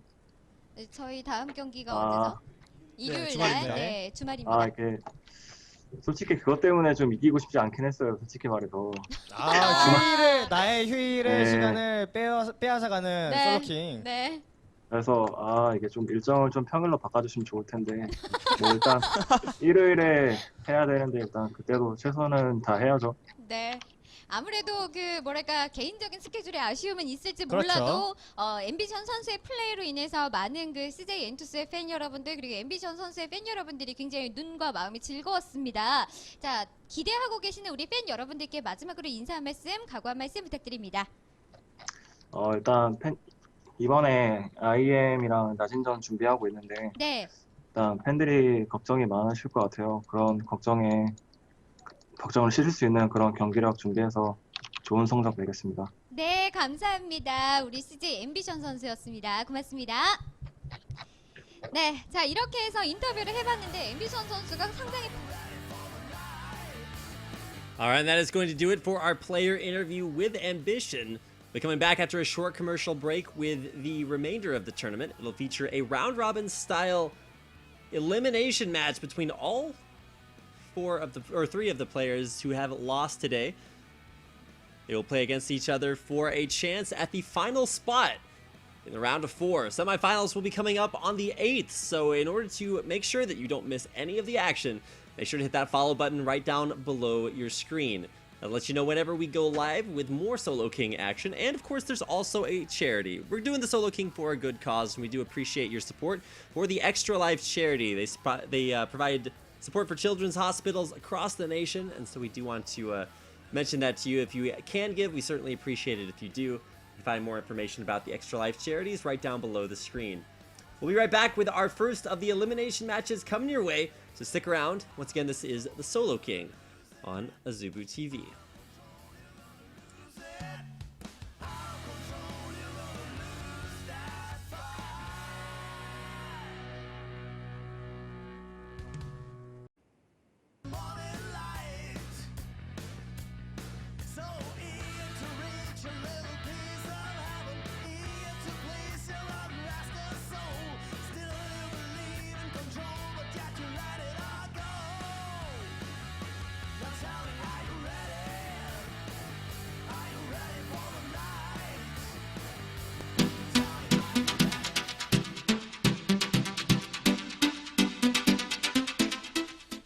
나왔죠? 이달리가 이제 뭐 버그가 있긴 했는데요. 오늘 이제 새벽에 안 그러면 굉장히 또 외형적으로만 봐도 아파 보이거든요. 이거 올립니다. 일단 맞췄죠? 지금 또 맞아가지고 이거 들어오나요? 잘 안 맞추고 오! 가비가 초공격 장치전에 들어갔어요. 아, 이러면. 일단 대박이에요. 자, 이거.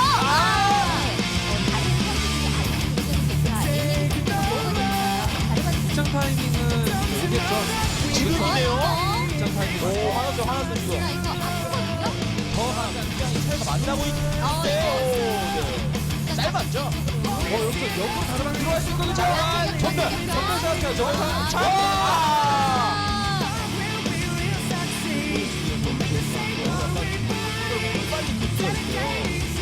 미연을 먹느냐 지금 먹고 절반은 뭐 여기서 한번 우역투 정말 지금은 마그라미 였죠. 뭐야 또 부끄러운 수익. 근데 저거 할 필요 없거든요. 전면 피하고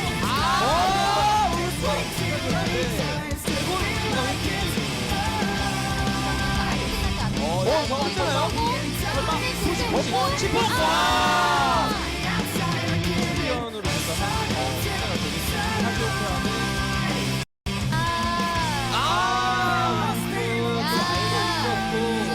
이걸 당하지 않으려면 라인을 밀고 집에 가야 돼요. 그러면은 석화의 음치를 야 뒷몸이 이 너무 영리한데요. 근데 여기서 마무리는 전면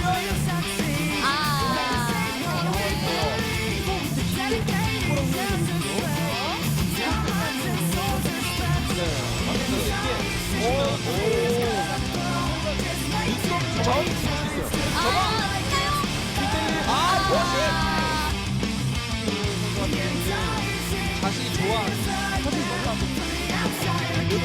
그렇죠. 그거를 생각을 해야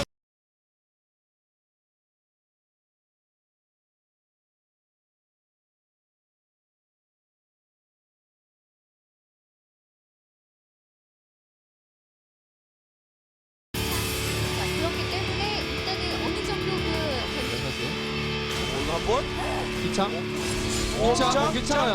괜찮아요. 저만 걸고 좋거든요 이거. 승부수 전면 피해야죠. 이거 와!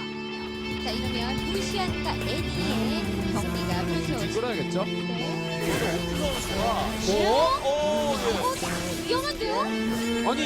아니 그렇죠. 방금 이런 플레이가 가능한 게 티버가 없잖아요. 전멸?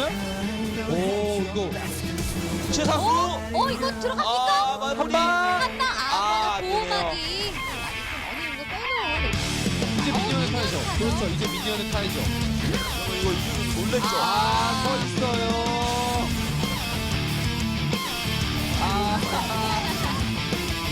자, 먼저 좌측에 CJ 엔터테인먼트 강창현 선수. 자, 우측에 안녕하세요.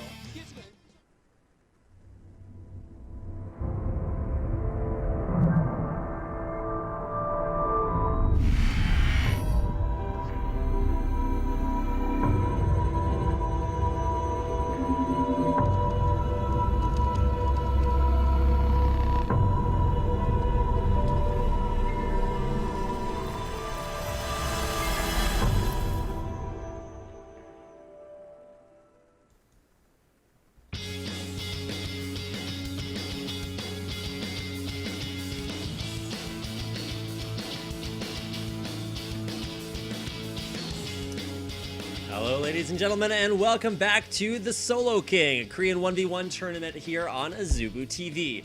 My name is Reed Rapid Melton. Joining me is Seth Kilios King, and we are getting into our losers bracket to determine the final player who will advance to join the players who have won here tonight. So the players who have advanced so far in the Solo King have been Someday, Ganked by Mom, and Ambition. So we'll have a sort of a round robin style between the remaining players who did lose their previous matchups.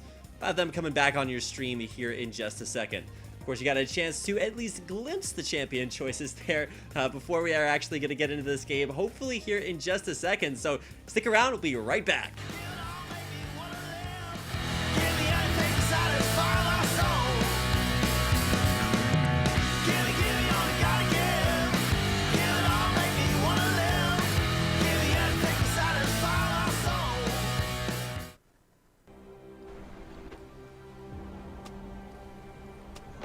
And just like that, here we are. So welcome back, ladies and gentlemen, to our first elimination match of the round of 6. It's Tucon versus Pure. About to get underway. And this is going to be one heck of a game. Double Yasuo. All right, now this is a deliberate choice, so you can tell that there have been some communication. Tucon and Pure, they're not on the same team, or you might say that they coordinated this maybe a little bit more colloquially, but they're gonna go Yasuo versus Yasuo in the first game of the day. I am hitting 45, 46, 47 seconds, so hopefully that means we're still synced up. Right in there. I'm back in the future a little bit. Okay, well hopefully it is just a little bit. We'll have to see how Yeah, nothing too significant. okay.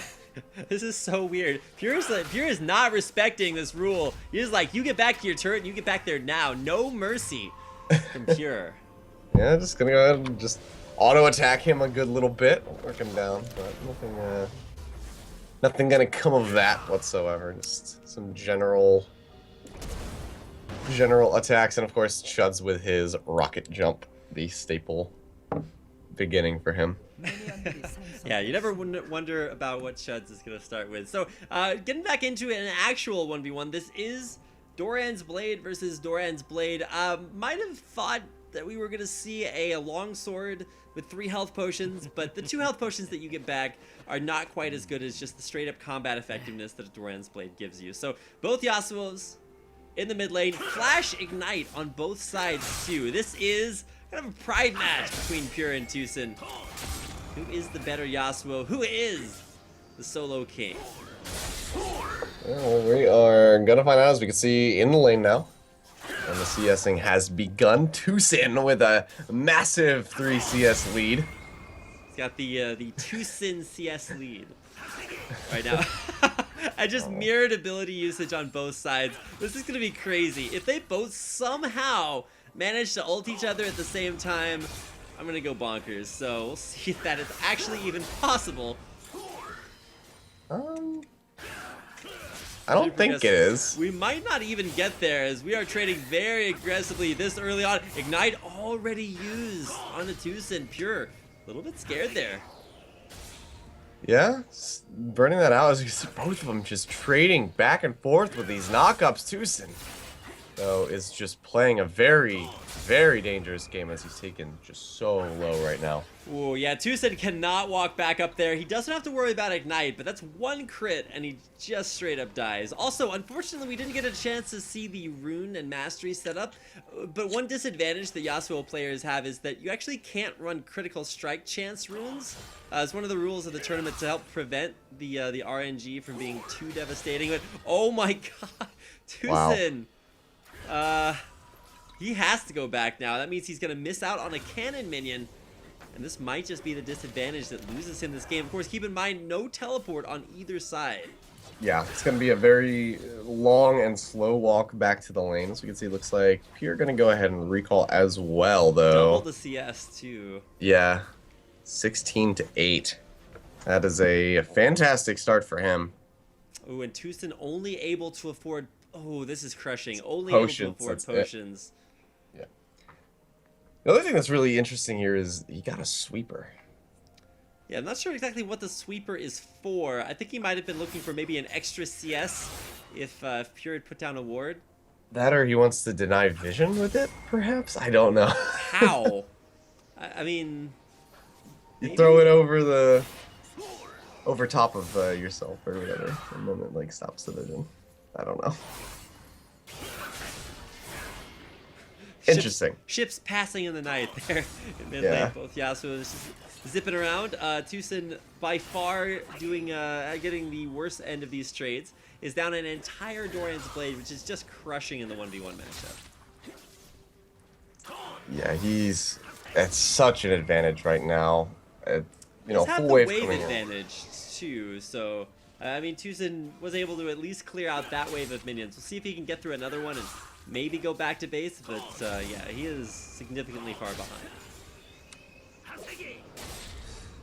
Yeah, he needs to back as soon as he possibly can to get behind him. But even so, it's still just going to put him that much further behind. This is a really rough start for him.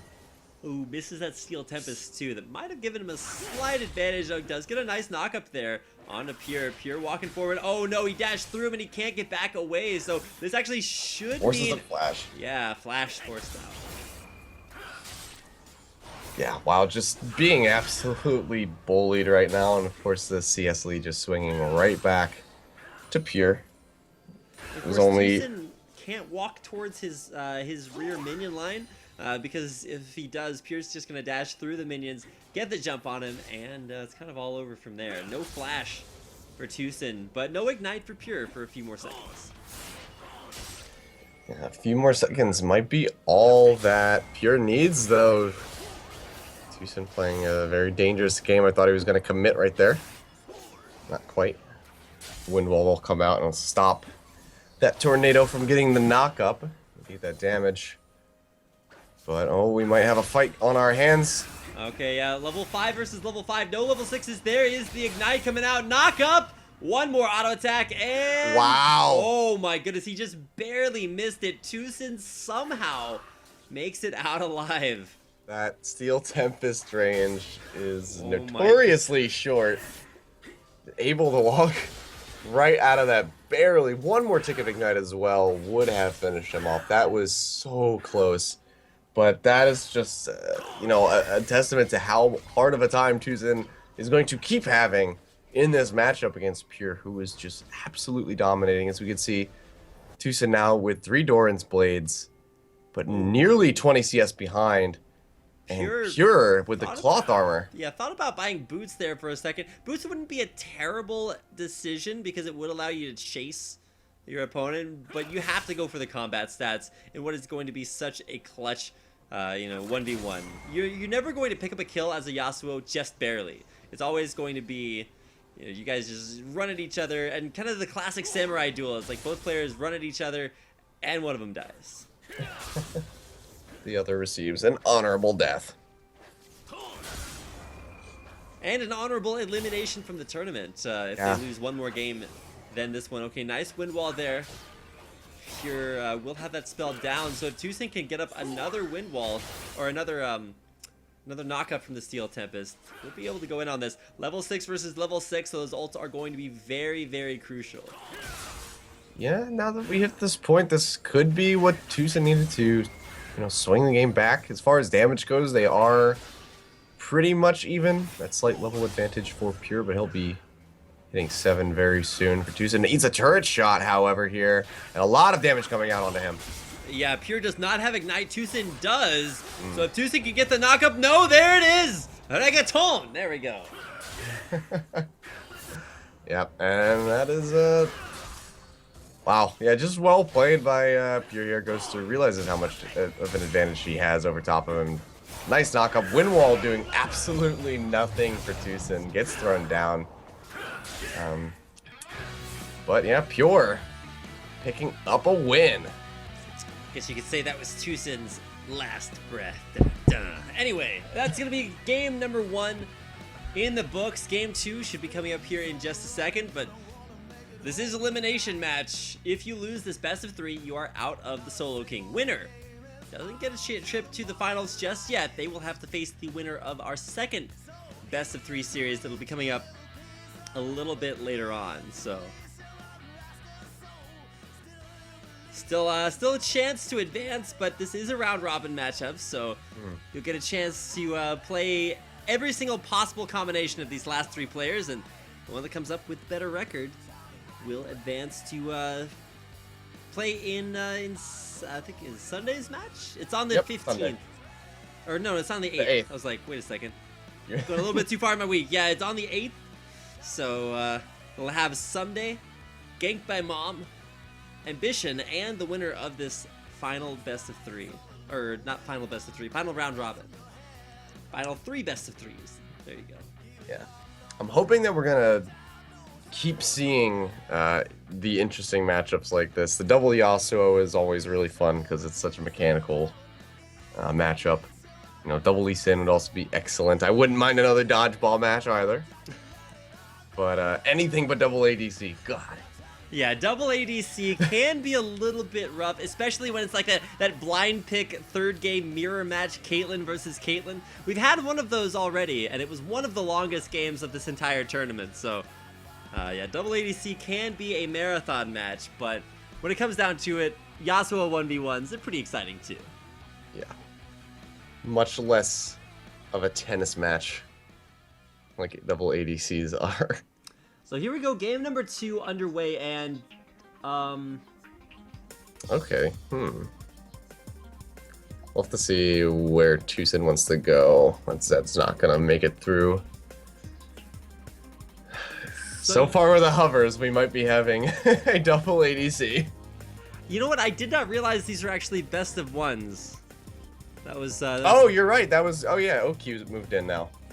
All I looked was Tucson. So oh wow, okay. So best of ones, and the player with the best record will go out on top. So. All right. Well, I guess that's one way to do it. So it's Tucson versus OQ blind pick. So this is an interesting way to decide the last player in the tournament, I suppose. Neither one knows what the other is picking. Do they go with the Caitlyn versus Caitlyn? Tucson is picking up Draven, or at least thinking about it so far. 20 seconds left for OQ to choose. I feel like that would be one of the first Ravens that we've seen, if I'm not mistaken. I don't believe we've seen one, at least not in the latter half of the group stages. And there it is, it's locked in for Tucson. So we will see Draven versus question mark. Is it Caitlyn? OQ. Yes, it is. All right, there we go. Not going to go with that Misfortune. Misfortune into Draven would be pretty crazy. But it's definitely a better option to pick the Caitlyn here. OQ going with the sure thing. Lost a very narrow two-game set versus Ambition, and now he is looking for blood. So Tucson has made its way this far into the tournament. It'll be interesting to see what he can do versus OQ. Of course, also blind pick means that neither one of the players knows exactly what they're facing up against until now. Yeah, they get onto that loading screen, and that's the, like I said, that's either the Eureka or the damn it moment for these guys. How do you think this matchup's going to go? I haven't seen Draven played competitively for a while, at least versus Caitlyn's. It's so... I don't know. I have to mull it over. I'll mull it over while we look at these runes and masteries. All right, so for Tucson, he's got that same page he went with before. He has armor, attack speed, HP, and physical damage. Now for his runes or his mastery setup, no points in anything that doesn't matter, like Dangerous Game. So pretty standard there. And now we're gonna go check out OQ.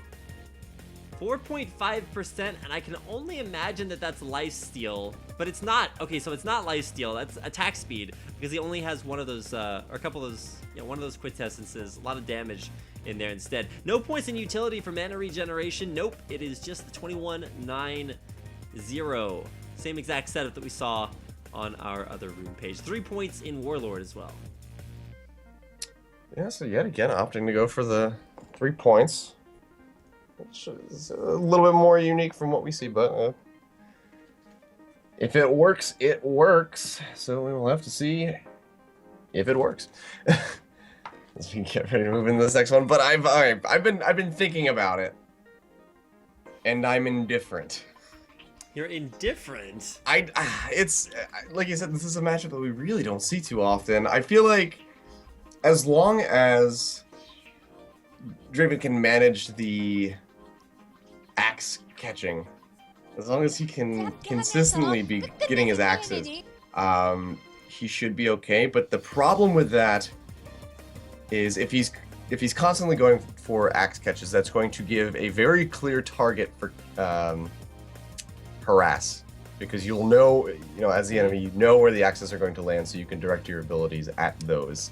Well, I guess the downside for Draven is that he doesn't have a passive, because if he gets a kill to activate his passive, he's already won the game. But that's also true. He has that one ability. On the other side, for Caitlyn, might not have an ultimate if she uses it too close if he gets stopped by the whirling blades. So maybe an opportunity for stand aside. We'll see how it works out. Let's get in the game.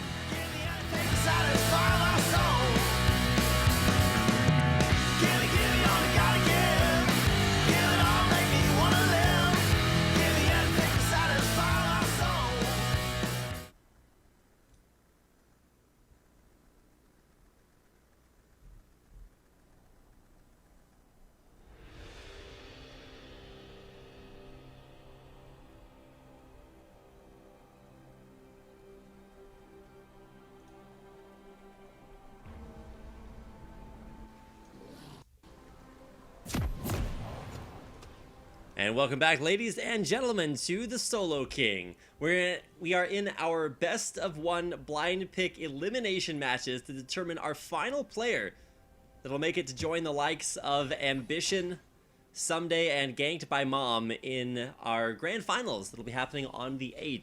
So if you haven't followed the channel yet, go ahead and do it. Stick around for our round robin matches here tonight. OQ versus Tucon, the next one up on the docket. My name is Rapid, with me is Achilleos, and we'll be getting into the lane phase here in just a second. Yep, as we could see, actually, OQ going for the cloth. Man, OQ does this all the time. He Why? just really enjoys the safety. And this is just extra surprising because he's playing the Caitlyn. He has the ranged advantage. I guess he's just that worried about the spinning blades damage. Well, theoretically, if you have exactly the same attack damage and one person and somebody hits you and you hit them back, the only problem is he might not have accounted. I'm not sure why he's doing this. He's just losing the okay. There's not a lot of mystery there. You lose when you get hit by those spinning axes. Now, Draven doesn't have a short auto attack range by any means, but the biggest problem is that, you know, he actually has damage. He's got that lifesteal in lane as well on the Doran's blade. So OQ needs to get enough of an advantage off of this lane phase so that he can go back to base and not be behind a significant amount of items. We saw that in the last game. The being behind just one Doran's blade is a huge disadvantage this early. Yeah, it really spells disaster for you. This is the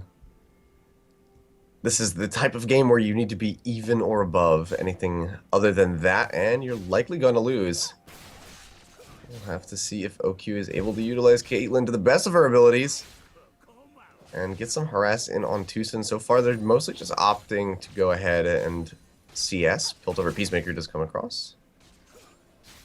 But man, every single one of these axes that hits OQ is just going to be ridiculous. And but watch Tucson, he's just going to walk up on him. Like, OQ cannot trade back in that lane, but with the advantage that OQ does have is the sustain advantage. So he will have the ability to just sit back in his turret, play a little bit more passively, use that range for some safety, and pop more potions than Tucson has.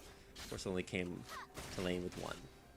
Wow, that Piltover Peacemaker did not look like it hit. That was pretty close. And even though Tucson does straight up one more damage, you can see that sustain starting to kick in.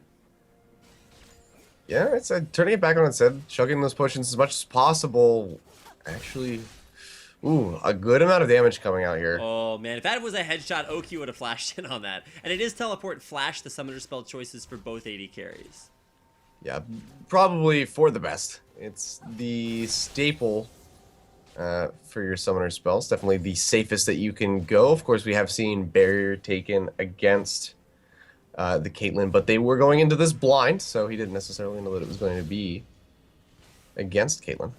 Ooh, and Tucson comes back to lane with a crystalline flask and nothing but a crystalline flask. That is, that's not going to cut it. This is a Doran's blade by, there for OQ. He'll teleport back in and Doran's blade versus Doran's blade, but OQ's got that cloth armor. Now you start to realize, CSing that last second creep with a Piltover Peacemaker. But yeah, this is where you start to realize that the effectiveness of the cloth armor. You got enough of an advantage in lane to where now he's even on aggressive items, still has sustain from just potions, and a cloth armor to make these trades go further in his favor. Yeah, so some good foresight by OQ. Understanding this matchup and how it could go for him. He's trying to utilize these headshots to get some damage in, but has to opt for the minions instead. Ward not going to get taken down here. Ooh, close, but no cigar. And it is a warding totem for both players, so no crazy shenanigans like getting an extra CS off of a ward. Might see Tucson buy a sweeping lens when he goes back to base. That would be our second one today. Just a lot of wards and then the scrying orbs. So I'm actually kind of surprised that we don't see a scrying orb coming out here for OQ yet. Suppose he could opt to buy one a little bit later once he gets that ace in the hole. Okay, thank you. Direct to camera. Teemo is cute, but also back in base. But so for OQ, he's just has to play this lane kind of slow and steady, wins the race. Oh my! Ooh. Tucson is probably pretty dead there. Ooh, forces out that flash. Tucson not gonna risk getting hit by that and killed. Yeah, this is really bad for Tucson. Actually, wow. Oh my god, he killed him with a 90 caliber net. That is some style points right there. Yeah. OQ. Fancy feat by OQ. Alright, here we're gonna get a quick instant replay of this. We got the flash, auto attack, 90 caliber net for the kill. Oh my god. Alright, OQ putting the cherry on top there at the end. Picking up that kill on a 2-set and moving one game closer to the finals of the Solo King. Believe now, if I'm not mistaken, OQ will play Pure for the last spot in the tournament. So we'll get a chance to see if that is in fact the case. No guarantees. Still a little bit new to this round robin elimination format, so we'll see what's going on. Shouldn't take us too long to find out what's going on. We just gotta wait for them to get set up in that next game. But wow, so the dream is not yet dead. Rapid, you may very well see OQ right back in. I mean, I did believe in OQ from the very beginning. I was a little bit more skeptical about Ganked by Mom. Of course, he did have to play against Faker, but won that matchup 2-0, and now coming into the finals, well, he's already into it. He took the easy route, winning his 1v1 previously, and now for OQ, dream is still alive. Still balanced on the narrowest of precipices. Precipices? I don't know. I believe it's precipices, but edges works as well. Much more fluid and easy to say. But yeah, still has a little bit of a ways to go before he's out of the woods here. But we'll have to see what's going to happen. I just want to see this next best of one. Of course, they're best of one. There are blind pick matches, so you don't get a chance to know what your opponent's bringing at you. We've seen AD, AP champions, even some tank champions work. Saw a pretty impressive tank Scion game earlier. Was against an AD carry and just didn't AD care. He just bought Doran's shield level 1 and had so many tank stats that he just didn't take damage. Cleared the wave instantly and said, hey, now you guys gotta go kill the minions. I believe he won that matchup, right? He did. So we have seen a couple of Scions just because of how tanky, how much damage he can resist. But it is a different style of play. It definitely takes a different player. So for OQ, you should probably see nothing but AD carries here. So let's go ahead and get into our last match. I believe it should be coming up on your screen here in just a second. It will decide the player who will join the rest of the 3 winners in the finals. Of course, that is on the 8th. And if you haven't done it yet, make sure to hit that follow button right down below the screen. I'll let you know when we go live with the Solo King Grand Finals on the 8th, so you don't want to miss those.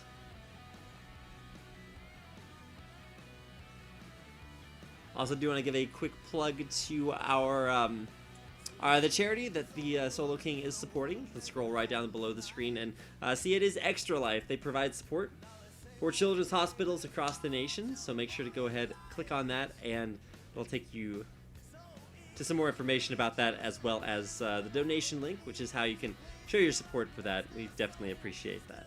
So let's go ahead and get into our final matchup. It should be coming up on the screen here in just a second. And there we go. OQ versus Pure. A 1v1 blind. No, that's locked in. That is a lock-in on Urgots. I'm not sure why, but Urgot is always like one of those characters that you just happen to always see in the 1v1s. He's not a bad 1v1 champion. The problems are he's very immobile, so if you play him like top lane, he just gets ganked a lot. Mm-hmm. But wait, what? Holy crap, what is this matchup? It's Urgot versus Elise. We've seen an Urgot played previously, I believe, if I'm not mistaken. Let me see if I can remember Who played that Urgot previously? It's not coming to me. It was one of the Group C players. I forget exactly who it Oh, was. it was Bengi. Bengi played it versus Peanut.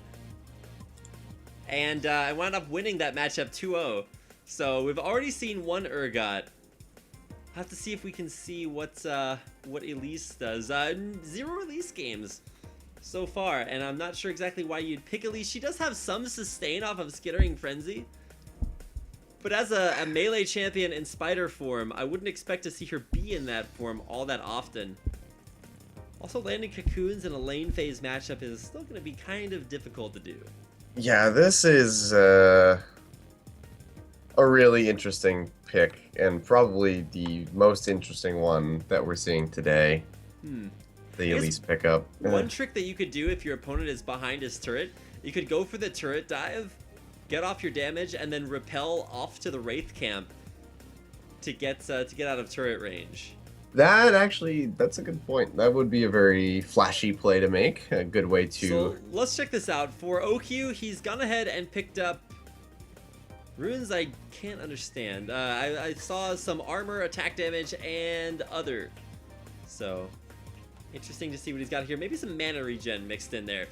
For mastery, as you can see, spell weaving, blade weaving, both picked up. A very essential part of a balanced Urgot breakfast. Take a look at these masteries. Made a little bit more sense that time. So, a lot of penetration. And as far as okay, that's AD and AP picked up.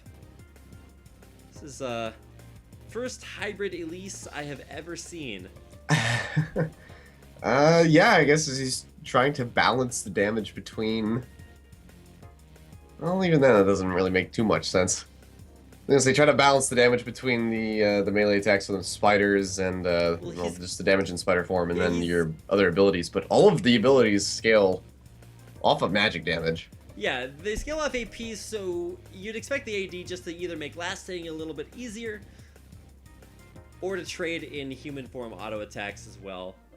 But not all inning on the AP like you'd expect. I thought he was going to go for some super cheesy, like start out the game with like 80 ability power, and then just walk up and one-shot the guy with your execute, double execute damage.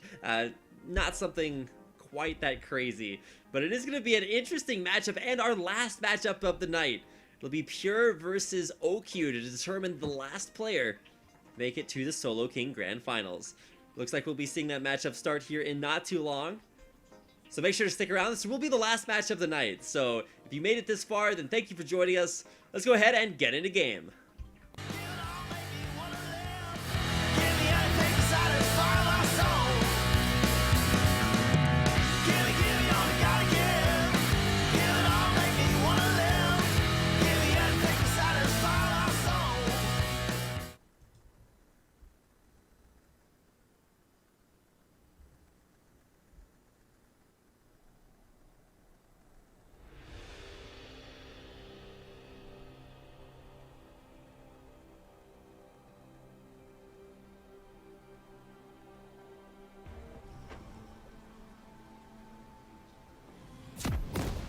And welcome back, ladies and gentlemen, to the Solo King here on Azubu TV. My name is Rapid. With me is Achilleos and Pure and OQ.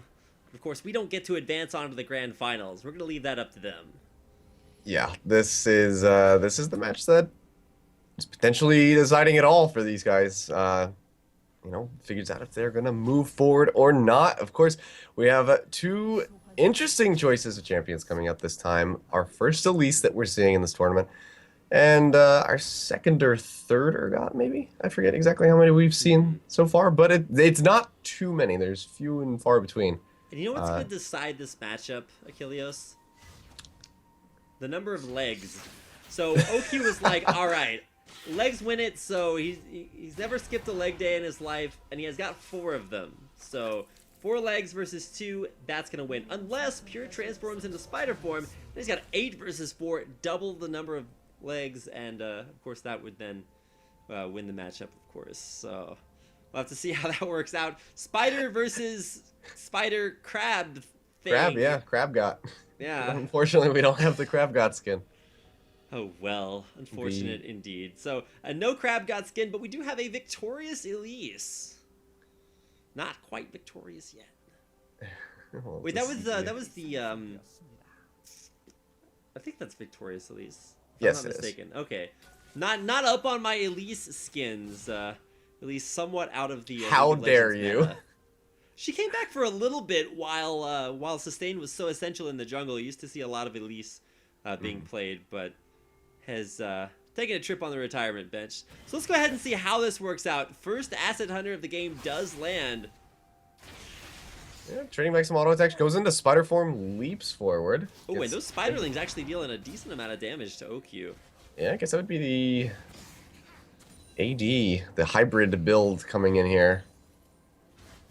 Of course, you know, you do need to cast more abilities to get more spiderlings back up each time you transform. So we're gonna have to see her throw out the, Pure throw out the neurotoxin, jumps back in, doing some good damage. Yeah, but OQ really needs to hit level 2 before he goes in for these trades. While he does have the big thing about Noxie and Corrosive Charge, which should be his second ability picked up here. No, goes for the Terror Capacitor. So just wants that shield in lane. It's not really going to do much if you put it on while you're not taking damage, though. So, and kind of interested to see why he didn't go for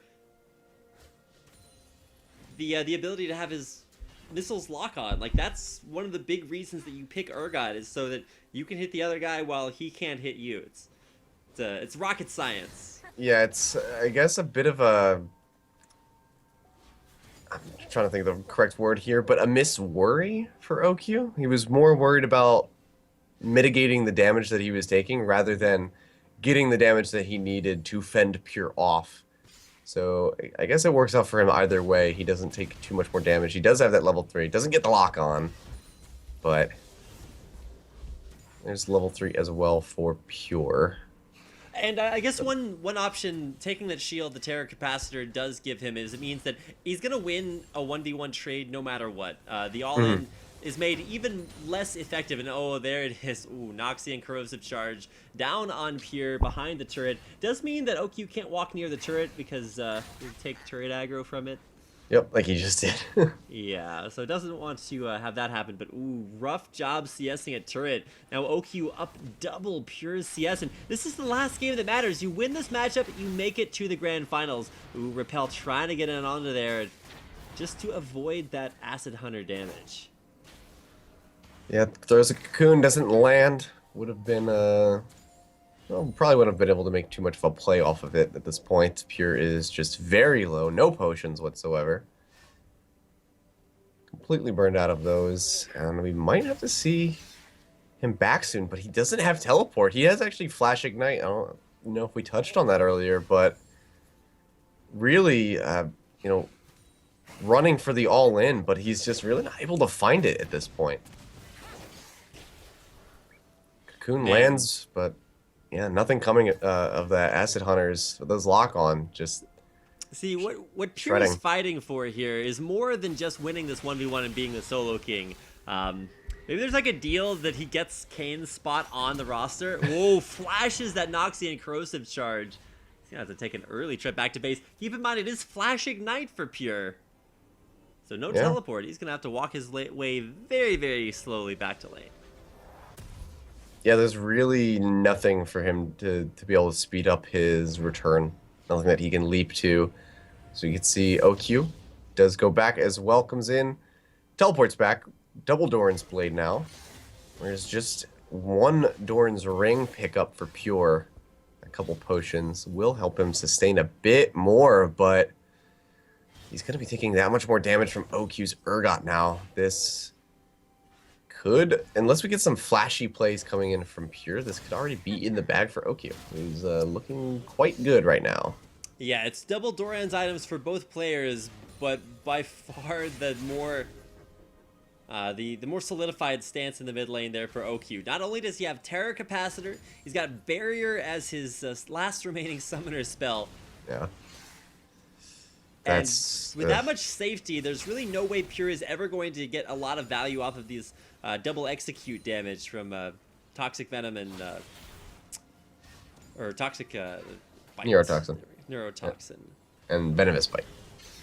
They're also there's confusing. There's toxins, doubled there's up- venom, there's all kinds of craziness going on here. Level 6 versus level 5 didn't quite flip him into turret range. OQ eating a lot of damage there and still didn't go for the barrier. Saving Yeah, that still summer holds spell on for to a it. rainy day. Yeah, so burns out the ignite. So it doesn't have that. That's going to cancel a lot of Pure's aggression now. This is going to allow for OQ to just go ahead, keep shoving up the lanes. We can see now 52 to 27 for CS. Wow, yeah, big difference. And Decimating. well, technically, it's not 1/10 of the CS, so it's not actually decimated Achilles. Oh, this man right here with his... For shame. For shame. All right, so 6 versus 6. No ultimate, though, for Pure is going to be kind of a disadvantage. He's going in. He's got no minions on his side. It's 3-1 as far as the minion battle. There's the barrier. There's the kill. It's OQ. Grabbing his the last kill that mattered here in the in the round of 6, the Solo King. You can just see, look at that damage. He doesn't have to worry about missing Acid Hunters. Just hits him point blank. Hits the barrier for moral support. And there it is. OQ with a win over Pure will be the last remaining player to advance to face Someday, Ambition, and Ganked by Mom in the final 4, the semifinals of the Solo King coming up on the 8th, so you don't want to miss those. Like Achilles. Well, to be fair, PAX East is also a good time. Like I said, I will I'm certainly just trying be... to hide my jealousy, so don't worry.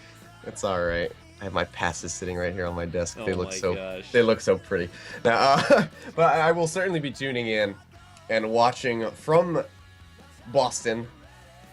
The good thing is you don't have to endure the cold that is Boston. Well, I mean, I do have to endure the cold that is the southern United States right now, but all that aside, I do not have to endure the cold, harsh truth of being eliminated from the Solo King. As far as eliminatees go, do you want to give a special thanks to the players who played today but did not win? And that was, I believe, Pure, Tucson, and yeah, I guess it was just Pure and Tucson who didn't make it through. So we will be seeing Ambition, OQ, Ganked by Mom, and Someday a little bit later on. Not someday, on the 8th. Didn't work the way I wanted it to. It honestly took me like 3 solid seconds. I was like, wait, what? Oh, no, he didn't. What a note to go out on. So in the meantime, make sure you follow the channel right down below the screen. Also, make sure to donate to our Extra Life charity if you can. You can find information about that down below as well. And make sure to tune in on the 8th for the semifinals and grand finals of the Solo King. It's been a lot of 1v1s, guys, so you do not want to miss it. We'll have 4 of the best 1v1 players in Korea. They'll be coming up on the 8th as well. Do want to give a quick thanks to Achilles for having joined me today. This will be the last time you guys hear him on the Solo King. So thanks, man. It's been great to have. It's been great to not be the Solo King for a change. Yeah, it's been great to be on and to cast this. A lot of exciting matches have gone through, and it's a very unique experience. I don't know if I will get to cast something quite as fun as this and quite as unique as this for a while, but I think we do have a interview coming in with our winner. Yeah, all right, we're gonna get an interview with OQ. I'll have that on your stream here in just a second. 약 1,766만 원을 놓고 순위 경쟁에 들어갑니다. 이제 코리아 솔로킹 자리가 정말 남지 않았어요. 야, 이제 정말 순위권이고 4강 순위권 여기서 1등이 나오는 게 정말 그 한 끗 차이 아니겠습니까? 네. 그 한 끗 차이의 경기를 보는 그 묘미, 네. 그 매력, 이게 또 솔로킹 토너먼트의 그 매력 아니겠습니까? 그렇습니다. 그리고 굉장히 많은 e스포츠 관계자들이 또 집중을 하더라고요. 제가 스케줄 갈 때마다 코리아 솔로킹 토너먼트에 대한 이야기도 굉장히 많이 해주셨는데 또 몸소 그 모든 과정을 함께 보셨잖아요. 어떻게 보면 제가 3등인이죠. 네. 네, 뭐 옥규 선수의 그런 인터뷰도 봤고. 네. 자, 그러면 오늘의 정말 멋진 주역 마지막 4강의 4번째 자리에 오른 낮은 옥규 선수를 만나보도록 하겠습니다. 옥규 선수 안녕하세요. 안녕하세요. 네, 조금 좋은 목소리 좀 많이 들려주시길 부탁드리면서 오늘 인터뷰 시작하기 전에 옥규 선수 부탁이 있습니다. 네.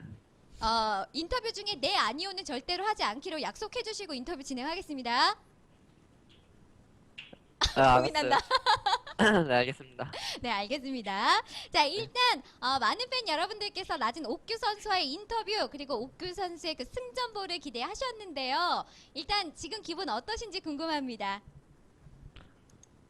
지금 올라가도 약간 다음 선수들을 다 잘해가지고 약간 별로 이겨도 질 것 같아서 그렇게 좋진 않아요. 일단은 마지막 그 결승에 올라가기 전에 4강전에 CJ 앰비션 선수와 맞대결을 하게 되겠는데요. 네. CJ 앰비션 선수와의 대결 어떨 것 같습니까? 제가 2대 0으로 이길 것 같아요. 오. 자, 강한 자신감을 일단 내비쳤는데요. 일단 이것에 대한 이야기는 잠시 뒤로 하고 방금 전 마지막 세트에서 낮은 퓨어 선수와의 그런 부부싸움이 잠깐 있었는데 혹시 네. 어떤 이야기를 좀 나누셨나요? 퓨어 선수랑. 그냥 처음에는 미러전 할까 했는데 약간 미러전 이 형이 저번에 루시안 미러전 이긴 적이 있어서 그래서 약간 겁나서 제가 루시안 미러전 하지 말자 했어요. 네. 네, 말씀해주세요. 네. 네, 아, 네, 안 하기로 했잖아요. 네. 네. 어쨌든 말씀하신 건 어쨌든 루시안 미러전을 하려고 했었는데 살짝 무서워서 피했다. 자, 그러면 우르곳은 조금 뭐랄까 준비한 카드이신가요? 아니요. 아예 생각도 안 하고 있었는데 네. 챔피언을 몇 개 있나 보고 있었는데 갑자기 우르곳이 보이는 거예요. 네. 그래서 그냥 왠지 엄청 셀 것 같아서 그냥 즉석으로 했어요. 아, 그냥 그 외모에서 보이는 포스가 남다르시거든요. 네. 약간 전우엽의 운명의 물음을 받은 것 같은. 갑자기 빛나 보이는 우르곳이. 자, 근데 가장 궁금했었던 게 사실 그 스킬을 찍을 때 뭐 여러 가지를 뭐 찍을 수 있었음에도 불구하고 그 보호막을 찍은 이유가 실수였나요? 아니면 의도된 스킬 투자였나요? 2레벨 때요? 네. 2레벨 때 아. 이제 보호막을 갑자기 찍으시면서 바로 사용을 하셨잖아요. 네. 실수예요 그거.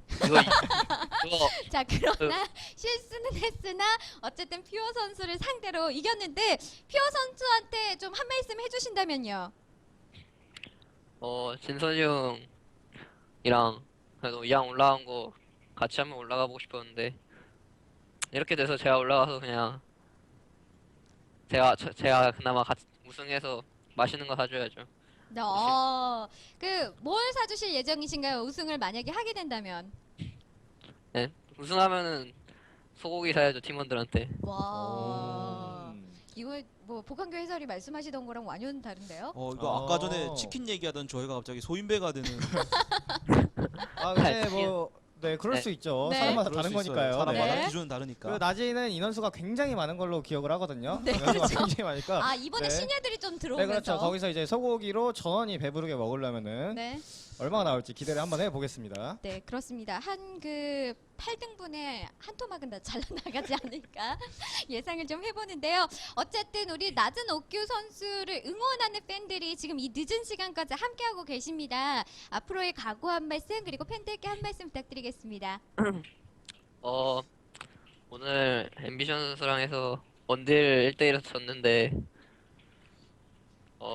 그래서 약간 실망하신 분들도 있겠는데 다음에 앰비션 선수랑 원딜로 쓰게 되면 그때는 그냥 압살할 수 있도록 하겠습니다. 네, 혹시 결승 때 써먹을 그런 전략적인 카드 준비하신 거 있으십니까? 그냥 원딜로 다시 했으면 좋겠어요. 알겠습니다. 원딜로서 다시 한번 자존심 대결 멋진 선장 기대하도록 하겠습니다. 옥규 선수 고맙습니다. 네. 네, 감사합니다. 네, 안 하기로 했으면서. 자, 어쨌든 굉장히 유쾌한 낮은 옥규 선수와의 인터뷰 함께 했습니다.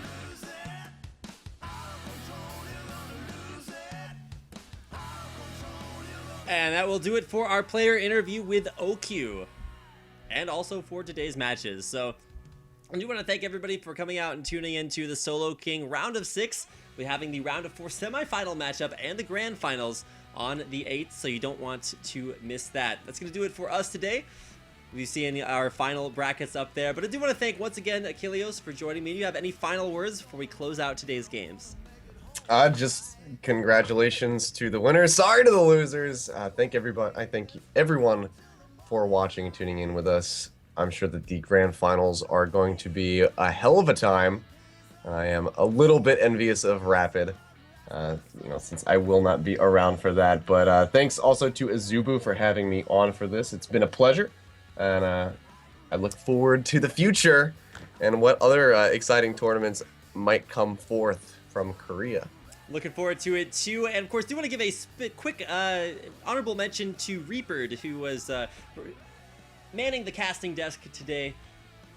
Nice to see that guy back on the desk and back involved in League of Legends. So I'm actually going to take a break after this, and we'll be seeing you guys on the 8th. Make sure to follow the channel, support our charity Extra Life right down below, and come back and see us on the 8th for the semifinals and grand finals of the Solo King. It'll be Someday versus Ganked by Mom, and Ambition versus OQ. Then following that, we'll have the 3rd place match, and then the final best of 3 for our for the final game. So it's going to be an awesome day of League of Legends 1v1 action, of course, broadcast here on Azubu TV. So I do want to thank Azubu for putting on this tournament, and of course everybody out there for watching. That is going to do it. So enjoy your evening, everyone, and we will see you all on the 8th.